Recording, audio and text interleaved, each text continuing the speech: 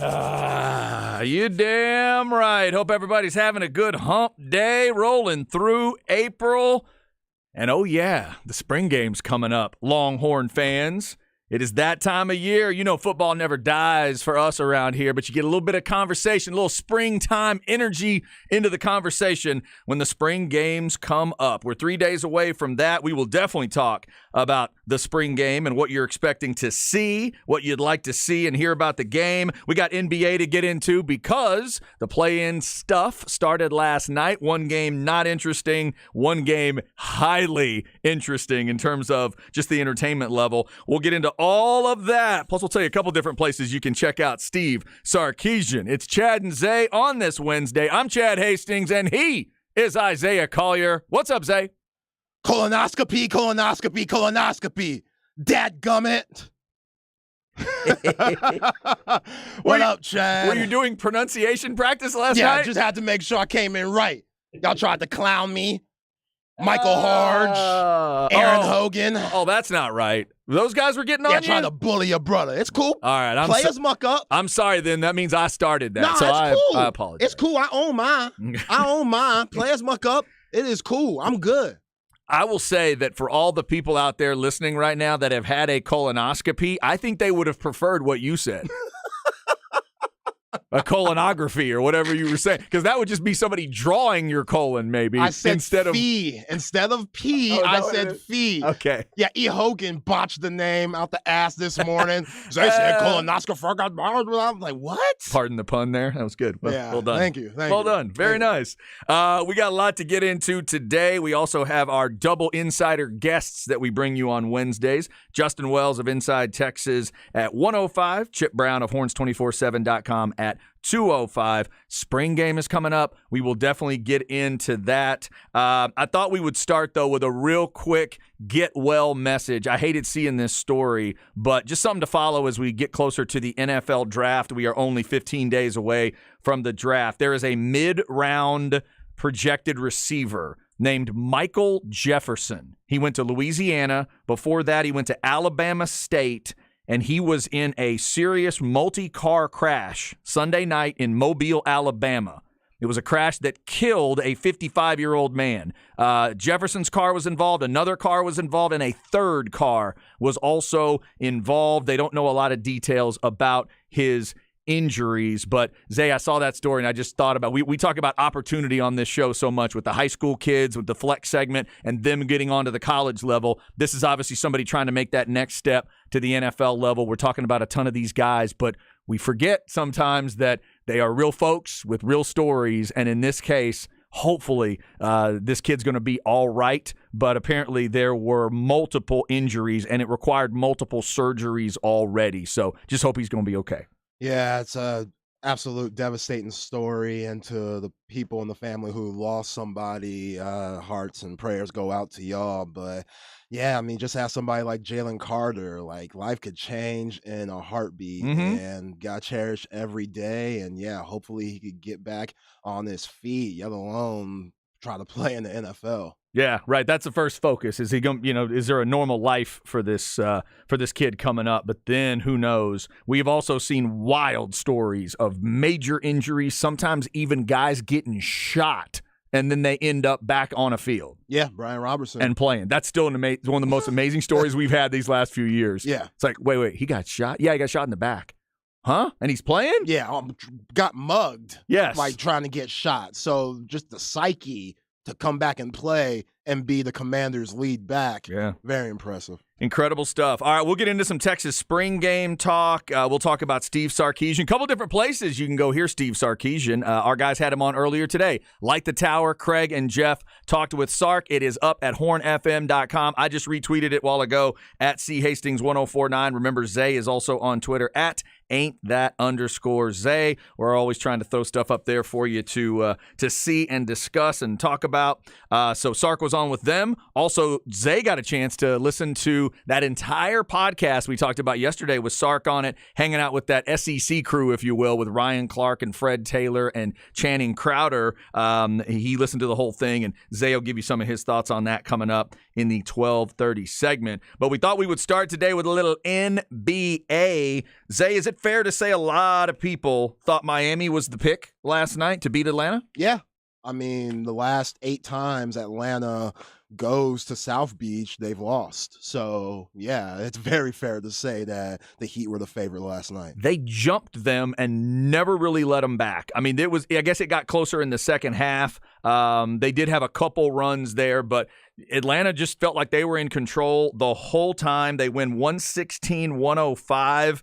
And these are the numbers that are blinking at me today. 63-39 on the boards. Oh, my God. Get a rebound. What did Bill Walton used to scream? Get a rebound. Block out. What are you doing? And 64-46 in the paint. You know I'm a points in the paint freak. You give up 64 in the paint, you're probably going to lose. Yeah, and Bam Adebayo, that was a flat-out dud by him. He is an all-star caliber player. He's one of the best centers in the league. DeMarcus Cousins' crazy ass just went on Kevin Garnett's podcast and said, "Oh, boy, I'm the 3rd best center in the league. After Nikola Jokic and Joel Embiid, I'm right there." No, DeMarcus, you just got signed, I think, playing Cuba because you're trying to work your way back into the league. Bam Adebayo, Domantas Sabonis, I think those guys battled it out for 3rd best centers in the NBA. And Bam Adebayo, the 12 points, only 9 boards, just getting dominated on the boards. Like you said, overall for the Hawks, you saw the Okongwu. He had 4 blocks last night. He was great off the bench. The Hawks bench, everybody scored over double figures. They were terrific. And Clint Capella, even though he only had, 4 points, homeboy had 21 rebounds. So he made his presence felt in the paint. And, yeah, they just dominated a team that relies so much on their perimeter play with Trae Young and DeJounte Murray. The bench and the bigs really dominated that game to give the Hawks that win. And you see them advancing to play the Boston Celtics, which should be a pretty fun, but I think the Celtics will take care of that series either way. I think you're probably right about that. On the back to those boards, another way to explain it, Atlanta had more defensive rebounds than Miami had total rebounds. That's a joke. Just got all over them. Trae Young led the way with 25. And as Zay mentioned, Atlanta will play Boston. That series starts on Saturday. Now, yesterday we talked about how important I thought, Zay thought, and a lot of people thought the Lakers winning last night was for them because they're a little older with their best players, LeBron and Anthony Davis. If they could win, I told you that first game with Memphis would not be until Sunday. And Zay, they barely got it done. LA did not come out with a lot of fire. They did not come out with a lot of focus. Minnesota felt like the focus team. Minnesota felt like the team with an edge and that they were the one that really cared. But LA stayed close enough. LeBron did enough to keep them in it, made presses when they needed it, eventually got them back in. They push it to overtime, and they win the game. So let's go over a few things here. First off, give me your thoughts on 95 all and the play LeBron makes to kick the ball out to Schroeder for what looked like the game winner. That's a play that LeBron haters love to talk about, him making. It's the right play, but it's not what Kobe or Jordan would do. And if Dennis Schroeder would have missed that shot, that's what we would come in talking about. I would have came in saying, "Oh, he didn't take the shot, boy. He don't got that dog in him. He's scared to take the shot. He's scared as hell. He ain't got that killer instinct. Can't stand him. He just doesn't give a damn." Jordan would have gave a damn. Kobe would have given a damn. He would have slapped somebody in the face if he would have passed the ball and they missed the shot, et cetera, et cetera. But Dennis Schroeder, buckets. Nailed it, yeah. Fast forward to the next possession. Great play by Finch to get Mike Conley that shot. That's not a foul. Oh, interesting. Okay. I was wondering where you were going to go on this, if you were going to get on Anthony Davis for what he did, or do you question the call at all? You're saying that's not even a foul. I'm over here like, what'd he do? Okay. So I wondered the same thing. The big thing, point of emphasis in the NBA with shooting the ball and allowing the player to come down, the Zaza Pachulia, Kawhi Leonard situation. Yes, that's when we have to let them land. We got to let them land. And if you're the shooter, you can't kick out. Yeah, exactly. Right? Okay. Mike Conley doesn't even jump over a notebook when he shoots his shot.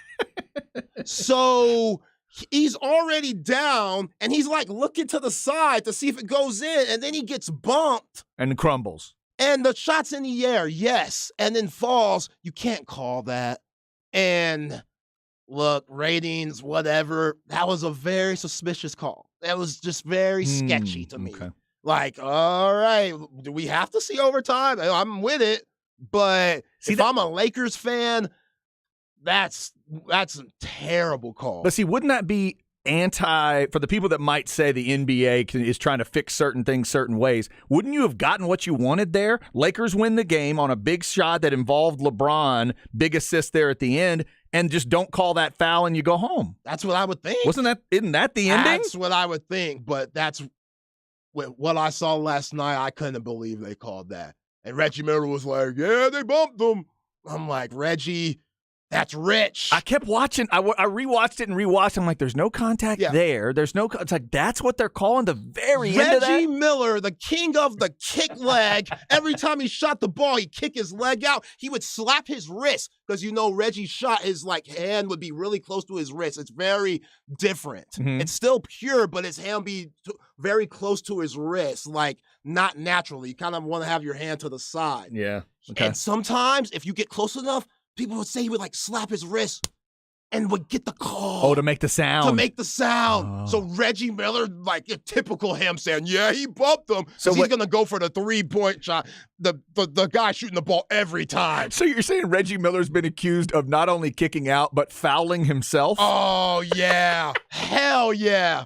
Hell yeah. Now, that's another level I had never heard of. Oh, okay. Reggie Miller, that's impressive. As dirty as it came when he played in the 90s. But, yeah, that was an awful call, and luckily enough, Dennis Schroeder came to play in that last part of the fourth quarter and in overtime. Yeah. D'Angelo Russell, he was just going out there getting exercise. He was terrible. And he was not good. Yeah. Darvin Ham, salute to you, recognizing that and say, yo, this ain't your night. I talked about it yesterday. Him, Vanderbilt, Beasley, those guys came from Minnesota. So some guys could take that as fuel and say, you know what? They traded me. They didn't believe in me. I'm going to go dominate them. Or some guys could fold because they traded you for a reason. It's in your head. And word on the street is they want a more stable point guard like Mike Conley. And you saw the game Mike Conley had last night. He was a big reason why the Timberwolves were ahead at 15 at one point. I've always really enjoyed Mike Conley. Oh, me too. I love his game. I like watching him play. He was Ohio State in college. Yeah, 1 year. He was one on and that done. badass team with Odin. Yeah, that went to the championship and lost to Florida. I love Conley. Back-to-back. In fact, somewhere along the line, there were rumors about the Mavs maybe being interested in Conley, and I wanted that so bad. Mike Conley's been good since he was 10 and 11 years old.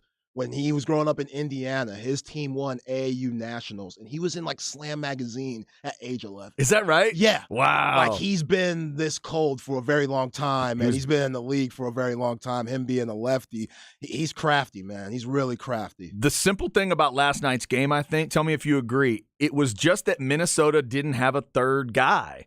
The Lakers had LeBron, Davis, and thankfully for them, they had Schroeder off the bench, giving them 21. It just felt like there wasn't a third because Karl Anthony Towns and Conley played well. Other players played all right. Nobody else really brought enough scoring to get them over. Anthony Edwards, shame on you for the game that you played last night. You're a former number 1 pick. And I told you yesterday, he settles for a shot way too much.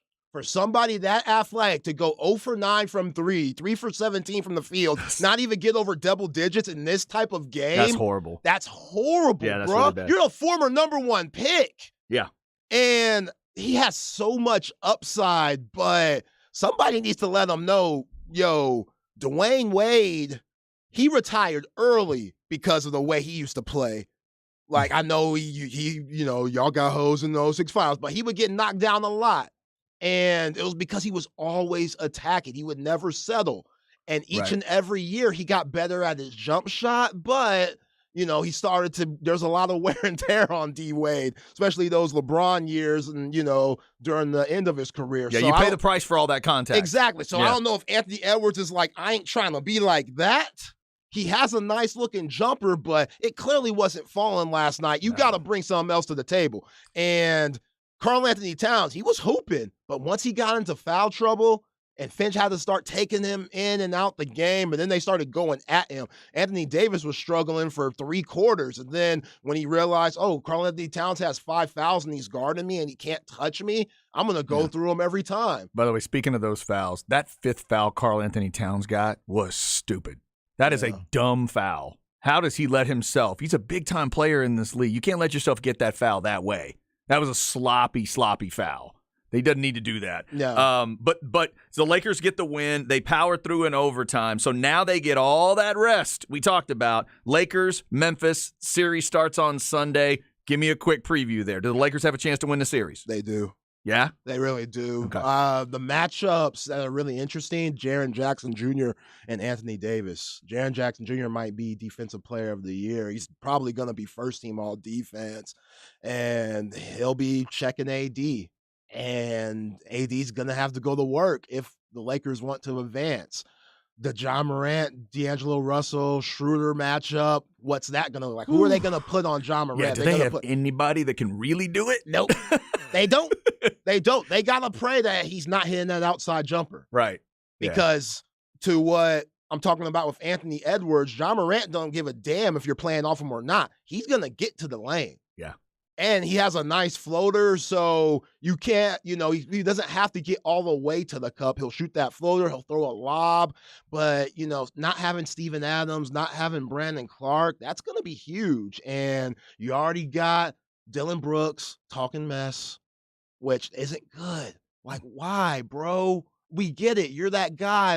And he was rocking the perm the other night, looking like a light-skinned Cat Williams, just looking way tacky. Like, you're in the league. This ain't the time. We're about to go into the playoffs. You ain't trying to look pretty. That team just loves static. They are nuts, They man. love the drama. They have their little locker room intro where they playing some music and they're dancing. Everybody's dancing in the locker room and having fun. They're wilding. John Morant, his issues. T. Morant on the bench. Yeah. They're the kind of team that I don't know if I'd want them to be my team, but I'm kind of glad they're there for entertainment value. Oh, it's going to be fun. Because they bring the show no matter what. And the fact that it's that group against the Lakers, that will absolutely live up to it on some level. Yeah. And then Dylan Brooks, you're already talking about how this is for your legacy. Like, this is how he's looking. He's looking at it from their standpoint. This is a good test for us because they're already looking at the next round. This is what he said. This is a good test for us. This is about legacy. LeBron's a legend. They're a good team, but we know how good we are. So that's your matchup, Dylan Brooks, the legend, the guy that they compare to Jordan and Magic and Kareem. That's who you got. And when he's in the playoffs and when he's healthy, that's a different mode. Mm-hmm. That's a different dude that they've never seen before. What we saw last night was light. It was light. Like, he was minus 14, plus minus LeBron James. Mm-hmm. Like, it was light what he did last night. He had some, big time shots and big time plays when they needed him. But this time of the year, he gets in a different mode. Yeah. And they got a lot of talent. Austin Reeves, Hillbilly Kobe, he could hoop. Yeah. I wouldn't be talking. That's just me. I like Dylan. I like Dylan Brooks and what he brings to the table, the moxie. You got to have that confidence. It reminds me of 90s basketball and how they used to get down, like the New York Knicks and stuff. Xavier McDaniel and Anthony Mason. He reminds me of those type of guys. So I can appreciate him. You got to be careful what you're waking up on the other side. Exactly. Though. Because LeBron is not Jordan and he is not Kobe, but at certain times he can remind you of both. Yeah. It can get real scary for everything you just said, I agree with you. He had 30, 10, and 6 last night. And I didn't think he played that well. There just aren't that many guys that can have 30, 10, and 6 on a kind of night. Yeah, he had some bad turnovers at the end of that game. He was sloppy in big moments of that game, and he still had a line like that. Oh, he's held to a different standard than anyone. So yeah, I'm really excited about that series. I could see it going 7. so 2 7 seeds determined last night. Tonight we start to determine the 8 seeds. We're going to have Toronto taking on Chicago. We're going to have Oklahoma City taking on New Orleans. We'll get Zay's thoughts on those games. We'll talk about those as we move on. Obviously, Miami and Minnesota still alive after last night. Now they've got to go win one more game. Those games will happen on Friday for the 8 seeds. Tonight are those 9-10 games to figure out who stays alive. Losers tonight are out of playoff contention. We'll continue to talk basketball, but also we got to get into some football. Texas spring game is only 3 days away. We got a couple questions for you, Longhorn fans. Plus, Zay will tell you about Sark and the podcast, and we'll tell you where you can catch Sark being interviewed by a couple of our guys as we get ready for the Texas spring game. We'll also give you the full schedule for Saturday in case you're thinking about heading out to DKR. So stay with us. It's The Horn.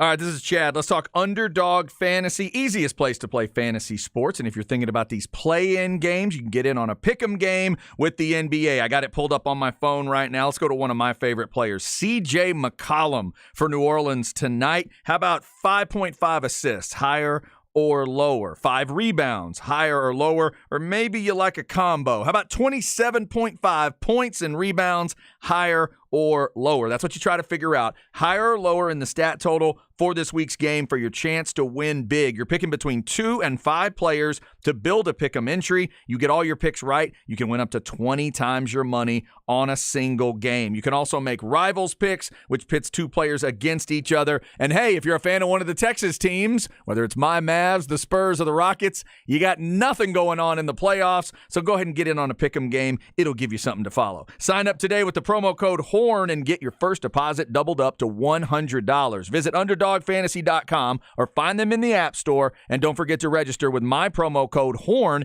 to get your first deposit doubled up to $100. Must be 18 or over and present in a state where Underdog Fantasy operates. Terms apply. Concerned with your play? Call 1-800-522-4700 or visit www.ncpgambling.org. NBA Pick'em games going on right now at Underdog Fantasy.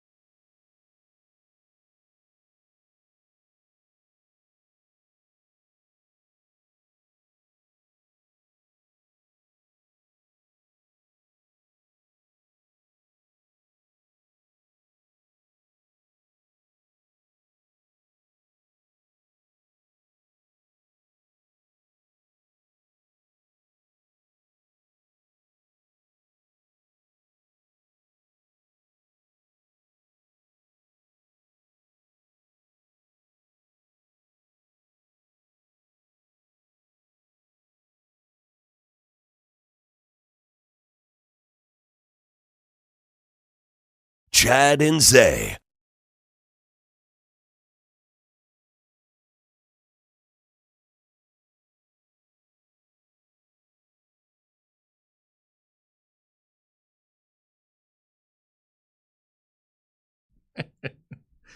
Oh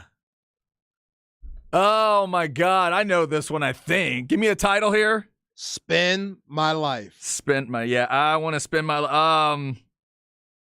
Is this? Yeah. Is this Firehouse? No. No. God, it's right in that area. Yeah, I missed it then. Who is it? Slaughter. Oh, it's Mark. Okay. See, it's one I knew. It's one of those bands. I knew it was one of the bands I'm not a huge fan of, but I couldn't figure out which one it was. All right, Slaughter. There you go. I am sorry, Slaughter fans. I apologize. I also apologize that back in the day when I saw the triple bill of Faster Pussycat, Slaughter, and Kiss, I went out to the parking lot to watch another band during Slaughter. I apologize for that. Man. I am so sorry that I did not see Slaughter on the Stick It To Ya tour. It didn't. Sorry, didn't do anything for me. Still doesn't. Every time I hear Fly to the Angels, I want to do something else. It just doesn't do anything for me. Sorry. I mean, how popular are they? Not my thing. They were big for a while. They were big? They really were big. The girls loved him. Mark Slaughter's really, I mean, not only could he hit the big notes, he was very pretty, had the great hair. They looked great. And that album of theirs was monstrous for a while. So it was named after the lead singer? It was big. Yes. That was one of the bands where the lead singer's sort of I don't know if it's actually his last name, but they were kind of a Bon Jovi or a Van Halen in that way. Okay. You know, where the last name kind of becomes the band's name. Instead of calling it like, you know, Mark Slaughter and the whatevers, they just called it Slaughter. And they were big for a while. Yeah, on this album cover, they're like at a carnival. Yeah. And they have a woman, looks like she's on a Wheels of Fortune thing. Yes, with the knives. Yeah, with the Throwing knives. the knives, yeah. Very clever. Yes, exactly. Slaughter getting us started today. We'll have more musical discussions coming up today, and we will preview tomorrow's musical discussion coming up. A lot of stuff going on today. Remember, spring game comes up on Saturday, so we're 3 days away. 11 o'clock pregame from Bevo Boulevard. They're going to crank open Bevo Boulevard nice and early for you if you want to get down there and experience that. 12:45, we'll kick it up to the booth with Craig and Roger and Will Matthews. It will be the normal crew that you'll hear for the football season, getting you ready with the spring game. 1 o'clock kick or so, right around that time for kickoff. And then afterwards, I just had a feeling that there may be some discussion. So we're going to do a call-in show as well. Ty Henderson, Cameron Parker, and whoever they get to call in will be calling in. And they'll probably roll till about 5 o'clock. There's going to be a lot of conversations coming out of this game on Saturday. So keep it right here on the Horn throughout Saturday. Baseball fans, Texas Baseball will be on 1260 and 1019 at 2 o'clock from Waco as they get ready to face Baylor. Texas did drop the game last night to Texas State 9-3. Yeah, y'all fighting. Y'all too old to be fighting now. Come on, y'all. I was hearing that on the show switch. Craig was telling me last night that Keith Moreland, who was calling the game with Craig, saw home game. So Keith would have been calling for LHN, but that they saw like 5 different fights in the mezzanine last night. That's wild. Wow, are you guys scrapping with Texas State people? That is wild. Somebody got their car keyed. Texas Fancy Boots, one of the best Horn followers on Twitter. She got her car keyed. And, yeah, it was nuts out there. Shame on y'all. That's so low rent to do to somebody. It's so low ball. I can't stand it when people do that stuff. Look, if you want to show up and go upside down Longhorn like all the other fan bases do right now, go ahead. Get fired up. Get saucy. Yell and scream a little bit. But there's no need to fight, and there's certainly no need to vandalize people's cars. I mean, I know it takes 2 to tango, but has Texas State always been this rowdy? I don't know. It's a good question. I'm not sure. I'm not quite sure if they've had that kind of attitude. They always seem like they really enjoy beating Texas, but yeah. I would assume that. But I'm not sure about the fan bases. But hopefully everybody was able to chill out. Y'all let us know some details because I know some of y'all were at the game last night and y'all saw some stuff. Let us know what happened, who escalated it, who started it. Well, here's the other thing that hit me today. They're going to Waco this weekend. this could be, all intents and purposes, this could be it for Texas baseball in Waco. I mean, think about it. You're right, yeah. Now, next season, there'll be a baseball season in the Big 12, but with those new teams coming in, do you know if you're even playing Baylor? I assume you will. But if you keep the rotation going, it'll be back here in Austin. So this could be it. So what are we going to see in terms of umpire calls? What are we going to see in terms of attitude, fan reactions? This could be last time the Longhorns go to Waco. They'll go Friday at 6:30, again Saturday at 2. It'll be on 1260 and 1019, and then Sunday at 1. All right, so Zay, we're getting ready for this spring game. Before we get into Sark, I want to get the question out for you and all the Longhorn fans. I want to know what you want out of these quarterbacks coming out of Saturday, because we know after spring games, it's a long time before anything else happens. So you're going to have to live with whatever it is. So give me, real quick, the elevator conversation for your 3 quarterbacks. What do you want someone to tell you about Quinn Ewers, Malik Murphy, and Arch Manning coming out of the game? For Arch Manning, the kid has upside. Okay. For Malik Murphy, if something, God forbid, were to happen to 3, we could still win a Big 12 championship. Okay. And for 3, he looks like a future first-round pick. Ooh, all right. Yeah, that's good. That's good. Same question to all you Longhorn fans out there. Let's say you couldn't watch the game. What do you want to hear about your 3 quarterbacks? Because we know that's where all the conversation's going to be. And I will also predict that the national media, they're going to make something out of nothing coming out of this game. And maybe they'll make a big something out of a little something, but they're going to take whatever happens with Arch Manning, and it's going to go crazy.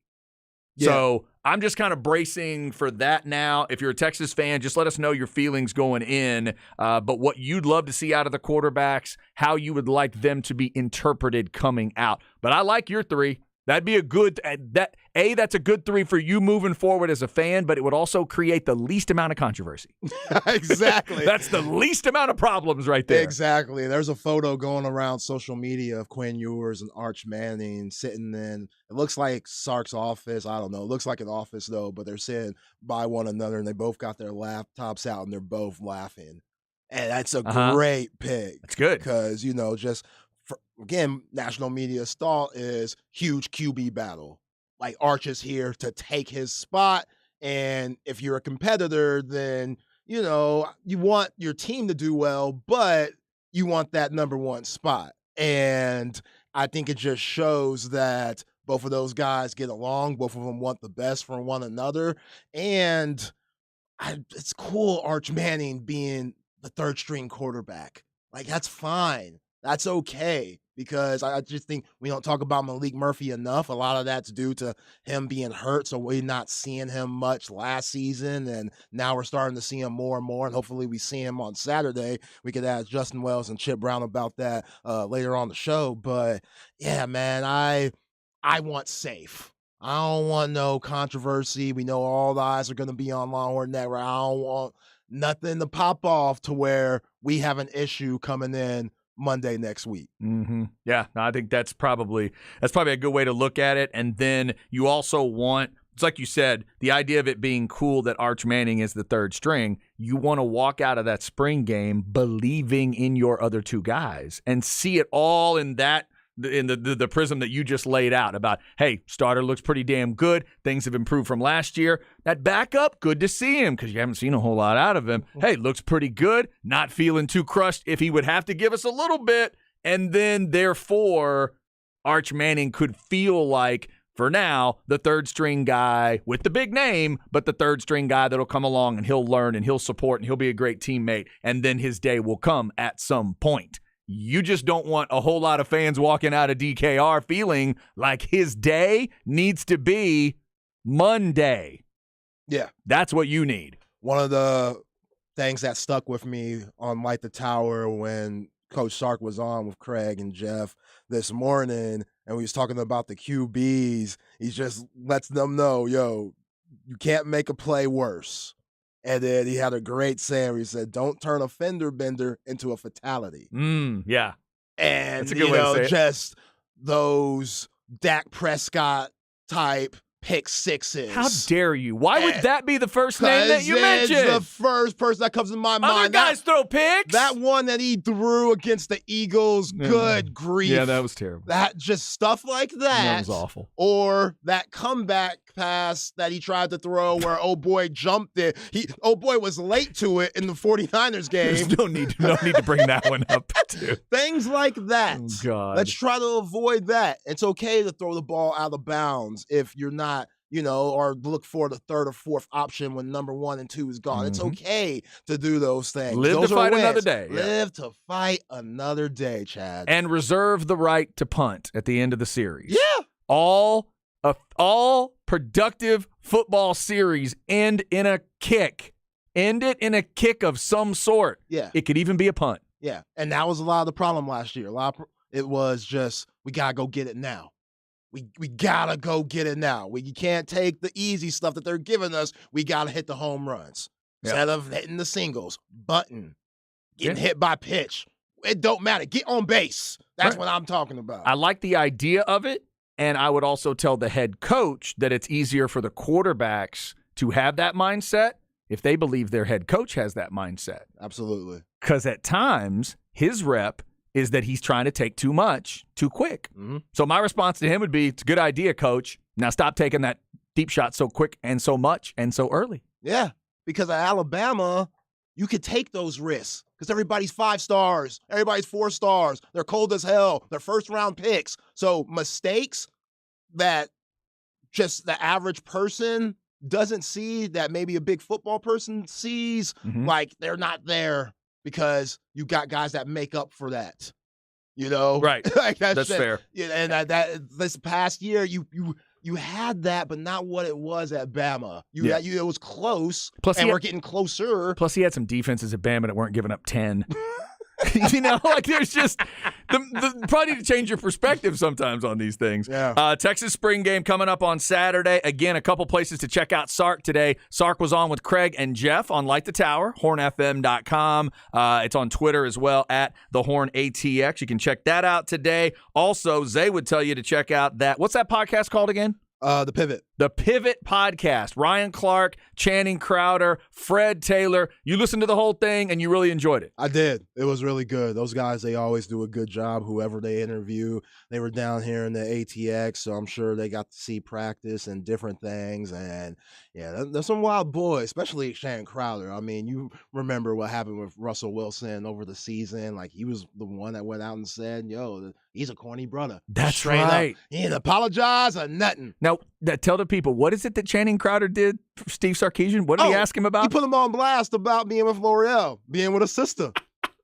Being a white dude with a sister. Like, how he bagged that. How are you doing this? And Sark, being the professional that he is, he answered it the right way. But, yeah, he knew he outkicked his coverage. That's what he said. He said, I outkicked my coverage straight up. But, that's pretty obvious. Yeah, it's obvious. Yeah. Very, very. But, all those 3 of those brothers. And she was there. Oh, she was there. Yeah, she was there. They would always B-roll to her and stuff, and she'd shake her head and stuff. But she know, and they know, and we know. That's fantastic. So for you the podcast, you think it's good for Texas fans to watch, but also from the recruiting perspective, if I'm a badass recruit out there, would this make Texas seem even more Texas for me?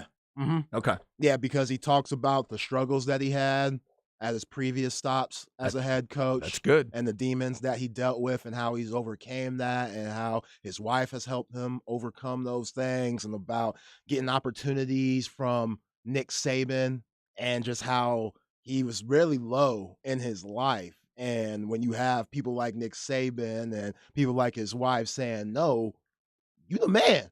You are a brilliant football mind. You just got to get your head on straight. If you do that, then the sky's the limit. And that's a big reason why he's in the situation he is at the greatest university in the world. Cool stuff. Head coach. Check that podcast out if you get a chance. The Pivot Podcast is where Sark was talking to those guys. And again, talked to Craig and Jeff earlier. You can check that out at hornfm.com. Texas spring game, only 3 days away. Let us know what you want to hear about those quarterbacks coming out of it. We will get into more of that. Also up next in the crap bag, the latest effect of the pitch clock in baseball that I never even thought about. And Rangers fans, this affects you. Pay attention. It's the Horn.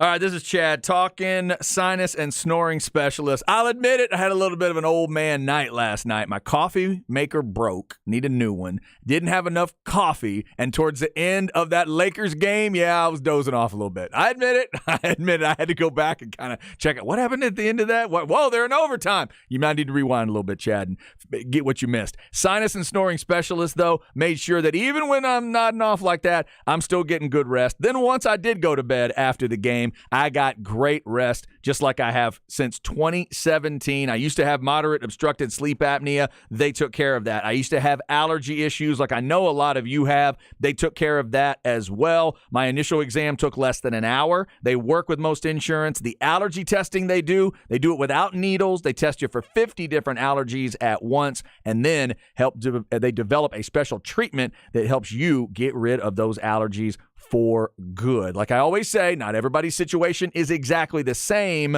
That's why Dr. Slaughter is so great and Sinus and Snoring Specialist is so great. He's got a lot of different options for you, surgical and non-surgical options that others don't have. Call and set up your appointment, 512-601-0303, or go to sinussnoringent.com. It's Sinus and Snoring Specialist. Feel clear, rested, and healthy.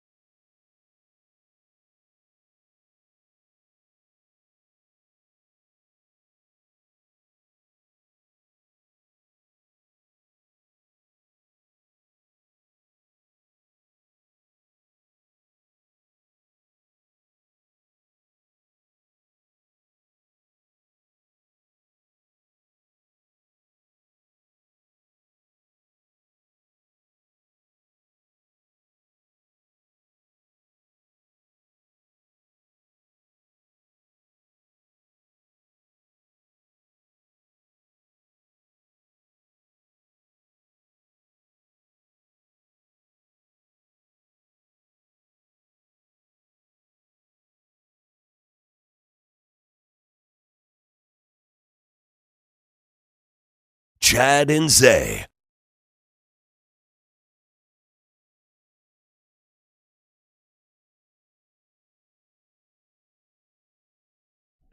Oh, look out. Look out now. This dude's on my Vegas list. There's just certain artists I think you need to go see in Vegas before they're gone and you're gone.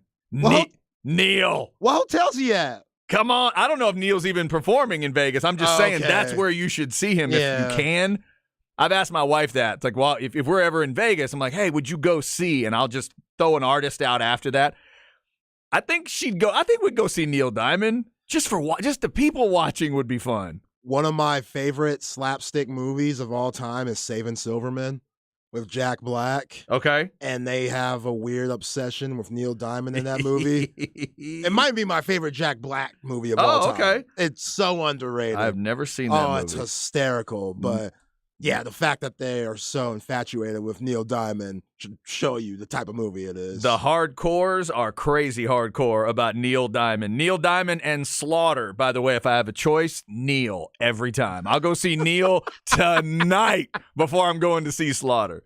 Sorry, Mark Slaughter, if you're out there. All right, so that gets us started musically. By the way, speaking of music, coming up tomorrow in the 2 o'clock segment, we will have the album swap discussion. This week, first time we've done it, where we're talking about 2 albums neither of us had ever heard before this week. Lil' Kim's Hardcore and Jelly Roll and the Beautiful Disaster. Now, I have finished the Lil' Kim album. Have you finished both? Where are you? Yeah, I finished both. You finished both? Yeah. Okay. And I asked you briefly about the Jelly Roll album, and I get the sense it's not going to be one of your favorites. But I have not listened to any of that one yet. Yeah, I got to hit. Y'all see tomorrow. I got to hit all of that one today. But I will tell you, I have some feelings about this Lil' Kim album. I'm going to hold those till tomorrow. All I'm going to say is I feel like I have a better sense of what women are all about now. Do you now? I really do. Okay. I feel like I have a better sense of women and just kind of, just sort of what they're looking for after listening to that album. Did you want to take a shower after the album, or did you just want to stay dirty? Now, keep in mind, it could be the same type of feeling somebody would get when they watch a whole bunch of pornography and then say, I think I know exactly what women. Anyway, we'll talk about that tomorrow in the 2 o'clock segment. Right now, though, let's get into the crap bag because there's something happening in baseball right now that if you're a fan, you need to know about. Here we go. Chad's crap bag. Crap bag.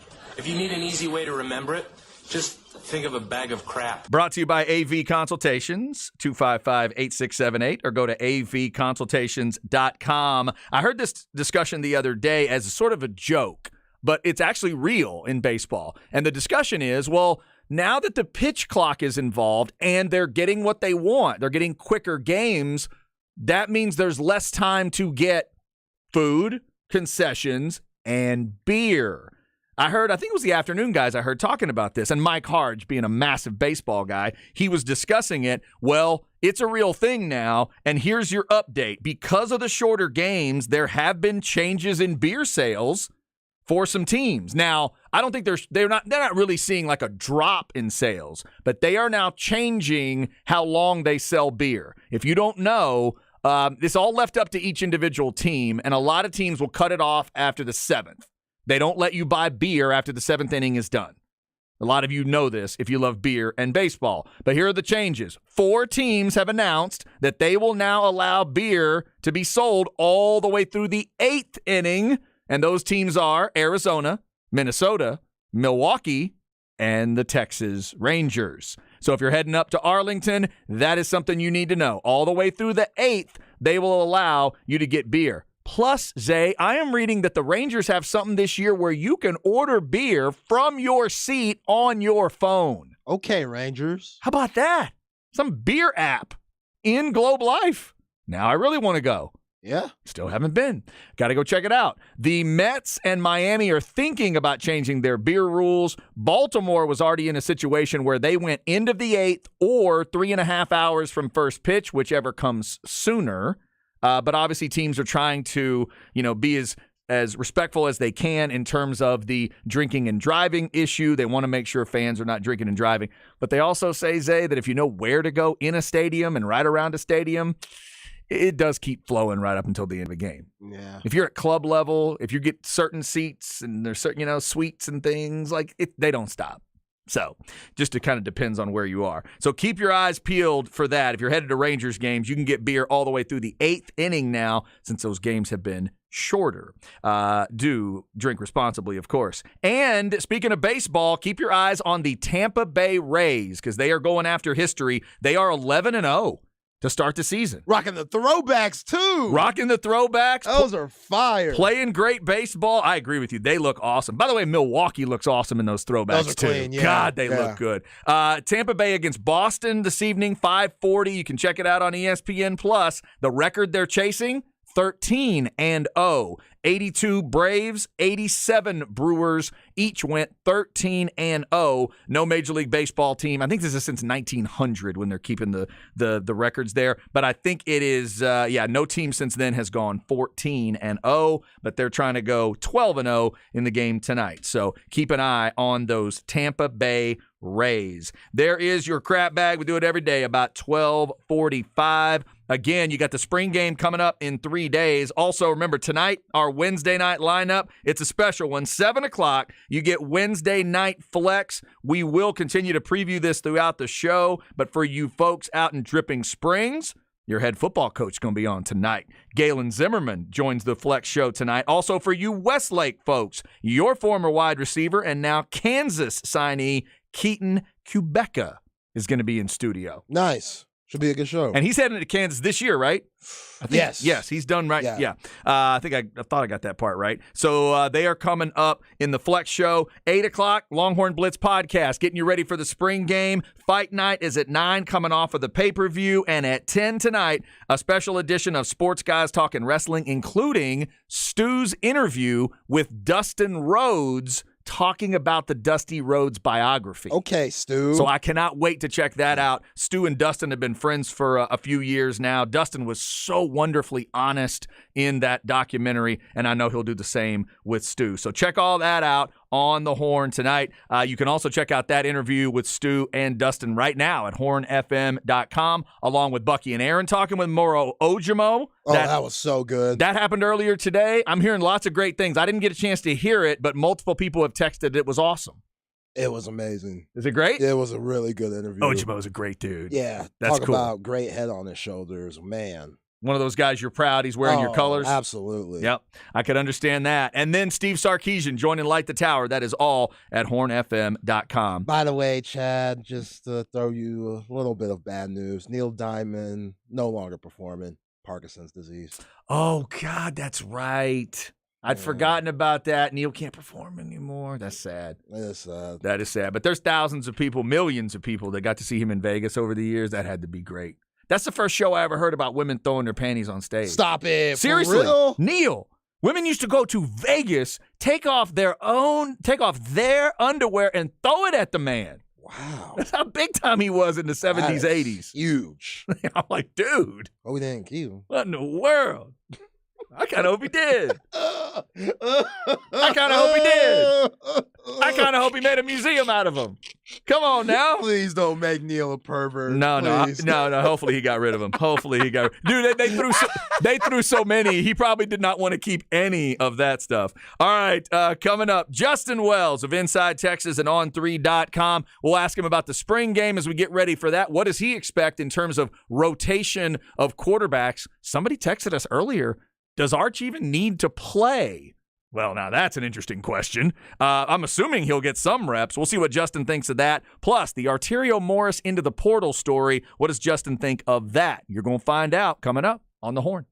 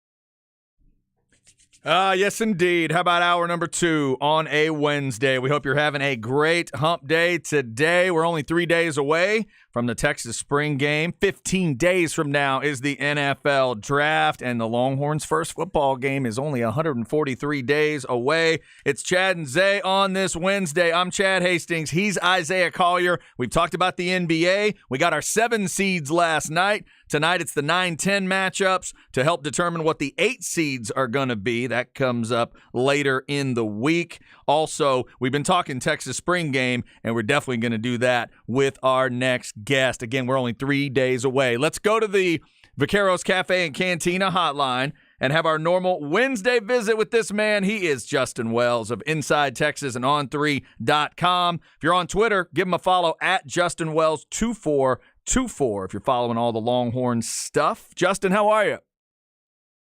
Hey now, man, I am soaking up this beautiful East Texas spring weather. Yeah, man, we're getting good weather here as well. I'm glad you're enjoying it. I tried the other day. I had to remind myself because we all know what summers can be. I'm like, okay, you might want to stop and look at these clouds and this beautiful blue sky and 70-something degrees and enjoy it. You might want to soak this up for a little bit because there's going to be a day pretty quick where it's 170,000 degrees. That's exactly the perspective you have to have when we have nice little windows of weather like this. This is perfect. Good baseball practice weather, good outside doing stuff weather before it gets damn hot for an Indian summer. Yeah, no kidding. And hopefully good weather for this spring game coming up for Texas on Saturday. Justin, let's go ahead and dive right in with some quarterback talk. We were talking quarterbacks earlier. I asked Zay and the Longhorn fans of what do they want the elevator conversation to be for the 3 quarterbacks coming out of the game. So let me ask it to you this way. What would you tell a Longhorn fan to expect in terms of, reps they will see? Will they see Ewers and Murphy and Arch Manning? Will there be anybody else they'll see? And how do you think things will get divvied up Saturday? That's a good question. That's something I think we all want to see. You're obviously going to see Quinn Ewers get his first team reps. You'll see Malik Murphy getting his reps as well. And then at some point, I think that's when you'll see Arch Manning come in, make a few passes. I wouldn't be surprised if Charles Wright were to get in for a series or two and make a few passes. It's one of those things where you're going to get your reps out of your ones. And then once you get those done, you get those guys sitting down, get them a juice box, let them enjoy the rest of the evening, stay healthy, and get to see what the young guns get to do. Because I promise you, a lot of the people that show up to DKR on Saturday want to see what Arch Manning looks like throwing a football in a Texas uniform. Yeah, no doubt. Jay Wells, Steve Sarkisian was on the Pivot podcast with Shannon Crowder, Ryan Clark, and Fred Taylor. And something he said to those guys was in year 3, it's starting to feel way more like his program. The guys are starting to use the same terminology that he likes to use. They look like the guys he wants to bring in. Is that what you're noticing right now leading up to the spring game on Saturday? That, man, this looks like a serious team once they get off the bus, a team that could go to Arlington and win a Big 12 championship? That's what we were talking about before spring ball. We thought, that's one of the data points. These are Sark's guys now. It takes a few years for a head coach to get in, infiltrate all the things he can, and bring in guys that he wants at each spot. And now he not only has his guys, he has competition at a lot of these positions, which is essential to his, coaching philosophy. He derives that from Pete Carroll when he was at USC, where it was just constant competition at every spot. And he noticed how much better the program and the players were because of that. You're seeing that right now. And Sark's enjoying that. He gets to kind of look around and go, okay, this is what I built. This is what we're looking for me to run what I want to on offense and defense. These are the parts and pieces I need to flourish. And so it's, I loved that podcast and interview. I thought that was a really introspective look into Sark and kind of his vision in the program and things of that sort. I thought that's a must watch. We had a story at Inside Texas, Eric Nolly, recapped it. And it was a really good interview. You got to check it out. But, Sark was in his element there. And I think, what you're seeing some confidence. And when you get your guys and you feel good about the direction of the program and you feel good about the talent that you're getting to coach and develop, you can see it in his face. You could see it in his eyes. And I think that was the biggest takeaway for me with that podcast, with the pivot, because you're seeing Sark. He's happy. He's hungry, and it looks like he's getting ready to unleash all the goodness that he's been building up for the last 2.5 years. Talking with Justin Wells, Inside Texas. Justin, obviously, a lot of people have different ways of watching an actual football game, watching line of scrimmage. I love to watch the ball. I watch the receivers. I love defense, all that stuff. Talk to me about a spring game, though, because so much of it can be fake. So not fake, but so much of it can be overblown one way or the other. Too much good, too much bad. It's your team playing your team, so how much of it you take of it, that's really real? You've been doing this a while. When you go into a spring game, where do you look first? What do you focus on? Number one, most important, year after year, never changes. Injury-free. There you go. That is number one, numero uno. There is nothing else that matters on Saturday to anybody involved in the Texas program other than getting healthy, staying healthy, injury-free. That is the most important. Then we can start talking about what do we look for after that, because the injury part is always number one. After that, you want to see what some of the young guys, some of the early freshmen that enrolled. That was a nice group that came in again this year. You want to see what they look like at pads. You want to see what they look like in a controlled environment, somewhat of game speed. It's going to be kind of like a nice scrimmage. I think I like how Sark's going to divvy up the teams, and so it's not like 1s-on-1s, 2s-on-2s. That way you can get a little bit of a different feel for playing someone different necessarily, maybe across the ball a few times. But with spring game, you just want to see the veterans that have been developing over the last few years, notably Quinn Ewers. You want to see what he looks like. Last year, if you remember, people didn't know what to expect from Ewers, and the guy came out and was fantastic. Got to see the arm and the accuracy early and often, and I think that was the biggest takeaway from last year. This year, it'll be a little similar. They want to see, Quinn's development. They want to see some development from some other spots. Of course, at quarterback, they're not necessarily live, so you can't hit them. But ultimately, you want to see some scores and some touchdowns. You don't want to see too many, because then you think, wow, this is a zero-sum effect. Yeah. The defense didn't do well. You don't want to see the defense do really, really well, because then you start questioning, man, is this offense going to be ready for the fall? Or hey, you don't want to overthink any of that. You go into it with the mindset, get out of this sucker healthy. That's first and foremost. And then after that, let's see what the development with some of the veterans looks like. Let's see some of those guys that we've been hearing and reporting about in spring practice, how they've been coming along and flashing and making plays. And then those early enrollee freshmen, you definitely want to see what those kids look like when they finally got the burnt orange on and it's more of a game atmosphere at the college level. Yeah. Jalen Ford, Jay Wells got hosed last year for Big 12 Defensive Player of the Year, and we know what he could bring to the table. But who is going to take that spot of Agent Zero, who's going to get drafted in a couple of weeks? And we know LaFau and Anthony Hill have so much upside, but they're only freshmen. And Morris Blackwell, not proven yet like we would want him to be, or Dave Benda. What can we expect from the linebacker position, not talking about Jalen Ford this Saturday? It's going to be one of those things where you gather info in the aggregate. You're going to see Anthony Hill play. He's done well so far in spring ball. You're going to see Leona LaFau. Those are the two freshmen that everyone talks about. And trust me, they're worth their weight in gold. Those guys are going to be multi-year starters at the University of Texas down the road. But you also want to see David Benda. You want to see the progression he's made, because we've heard good stuff from him. Mo Blackwell, that's a kid that just has hyper athleticism, can do a lot of things from the safety position, the hybrid position. I know he's gone down to play some linebacker as well. He's a guy that makes plays on the field. Ultimately, you don't want to have to rely on true freshmen at linebacker in the 2023 season. theoretically. Now, at some point during the year, they're no longer going to be freshmen. They're going to be guys that have played enough in the trenches to be, regular guys, and they'll earn that respect from their teammates. But at the same time, I want to see what David Benda can offer. I want to see what Mo Blackwell can offer.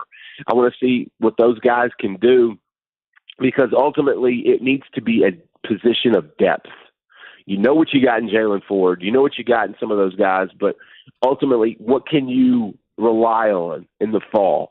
And I think we'll get a good idea. We'll get a little bit of a glimpse of what those linebackers can do on Saturday. Justin, back to the other side of the ball. We know Sark loves to take his shots. I'm sure he will in the spring game. So for you, give me the scripting of it. How far into the spring game do you want to see a deep shot, and who do you want to see catch it? Oh, good question. If you're talking deep shots, let's talk about the king, Quinn Ewers, kid that can throw the football 80 yards down the field. Mm-hmm. Last year, there was a deep shot to Isaiah Nayor, probably the play of the game.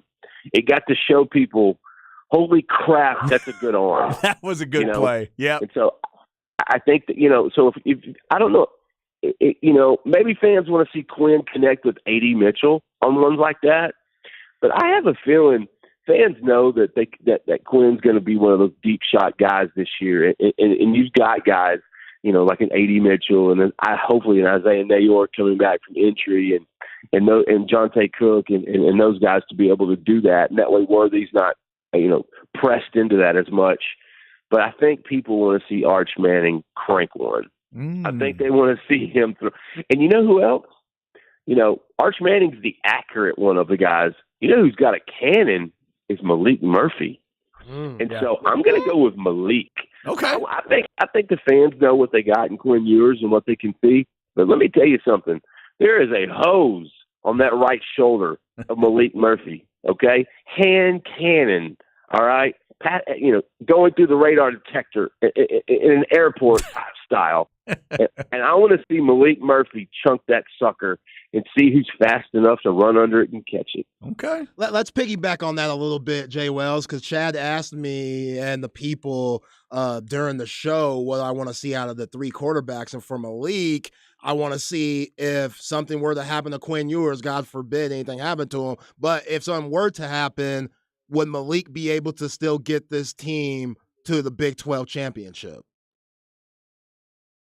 Yeah, that question's not going to get answered on Saturday.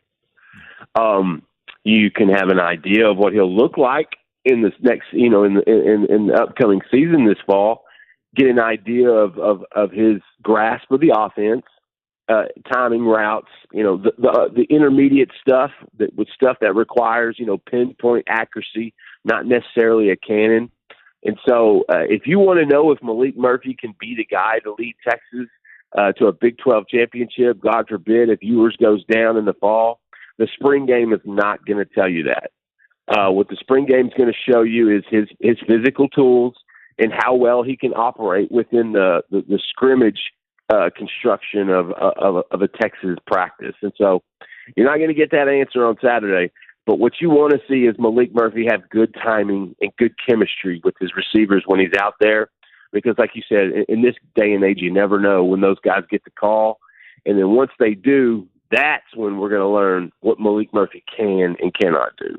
So, Justin, in terms of Texas fans going to this game, since it is in their DNA, let me ask about the running back position. It's important to them. They're losing two really good ones. They know that. They'd love to see somebody stepping up. What do you feel like you can learn at the running back position in a spring game? Is there anything that you can really take out of a spring game? What are you looking for? Yeah, you can. I mean, if anything, they're going to run the ball a lot, know. And so, with Brooks, can he be steady and ready? He was a little dinged up at the end of last season. I know he's trying to get healthy and go, full board. So can he be steady and ready? Cedric Baxter, how much of the offense can he digest to be ready? I mean, you don't often want many freshmen playing, in the season if you can avoid it. But Baxter, if you're going to have a spot, you can do that. It's running back that can make an impact. And so Cedric Baxter, want to see what he kind of looks like going between the tackles. the guy that we hear the most about is Savion Red. I want to see that burst. I want to see that in between type style run that he's, he's got some giddy up to him. And so I want to see what kind of he looks like. And ultimately, you can take a little bit away from a spring game in a run with the running backs just to kind of see their patience, how they hit holes, how they bounce off tackles, things of that sort. That we can find that out during a scrimmage, and I like that. And so we're going to get an idea of what Brooks and Baxter and Savion Red and those guys are looking like. But right now, I want to see what Baxter looks like in a Texas uniform. I know he's going to be a guy that's going to be relied on down the road. And the new guy in the backfield, Savion Red, I am really eager to see what he can do because from everything we've heard and reported, this is a guy that really has stuck to that tailback position since moving from receiver earlier this year. Yeah, there's that clip going around social media of Savion Red scoring the touchdown and Bijan Robinson going crazy on the sideline. But, Jay Wells, let's get to the basketball court. I know this hurts you just as much as it hurts me. Arterio Morris, our guy entering the transfer portal. When you heard about this, what did you think? And, what does that mean for the Horns and Coach Terry on bringing somebody in to replace somebody like that? Well, we kind of knew it was coming. And it's one of those things where, I say this a lot, but the portal giveth and the portal taketh away. And sometimes when it giveth, it's awesome. And sometimes they take some guys that they need to, and sometimes they take some guys you really like.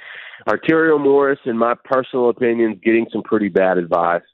I think he would have been a pivotal guy for Rodney Terry's basketball team this year. I think we only got to see glimpses of it last year. I mean, listen, that second half of the season, Arterio Morris was a guy that he relied on off the bench.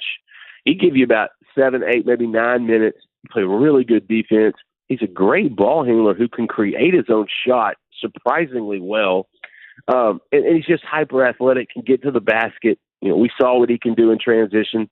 I was really hoping Arterio Morris would stay in Austin so you could see more of him this year because that's a guy that's going to play in the NBA one day. But that's not the case. We're in a world where if, say parents don't like the amount of playing time you're getting, they will, get involved. Family members, brokers, people that hang around a lot like to get involved. They like to tell people how good they are before they're really that good. And so Arterio Morris is that kid that I felt like maybe the people around him think he's better than he is already. Whereas he's going to be a great basketball player. And like I said, he's going to play in the NBA, but he's not there yet. I think he averaged, 4 points a game this year? He's not there yet. And I want to say Rodney Terry's offense would have been more conducive for something he does, considering Chris Beard's was not.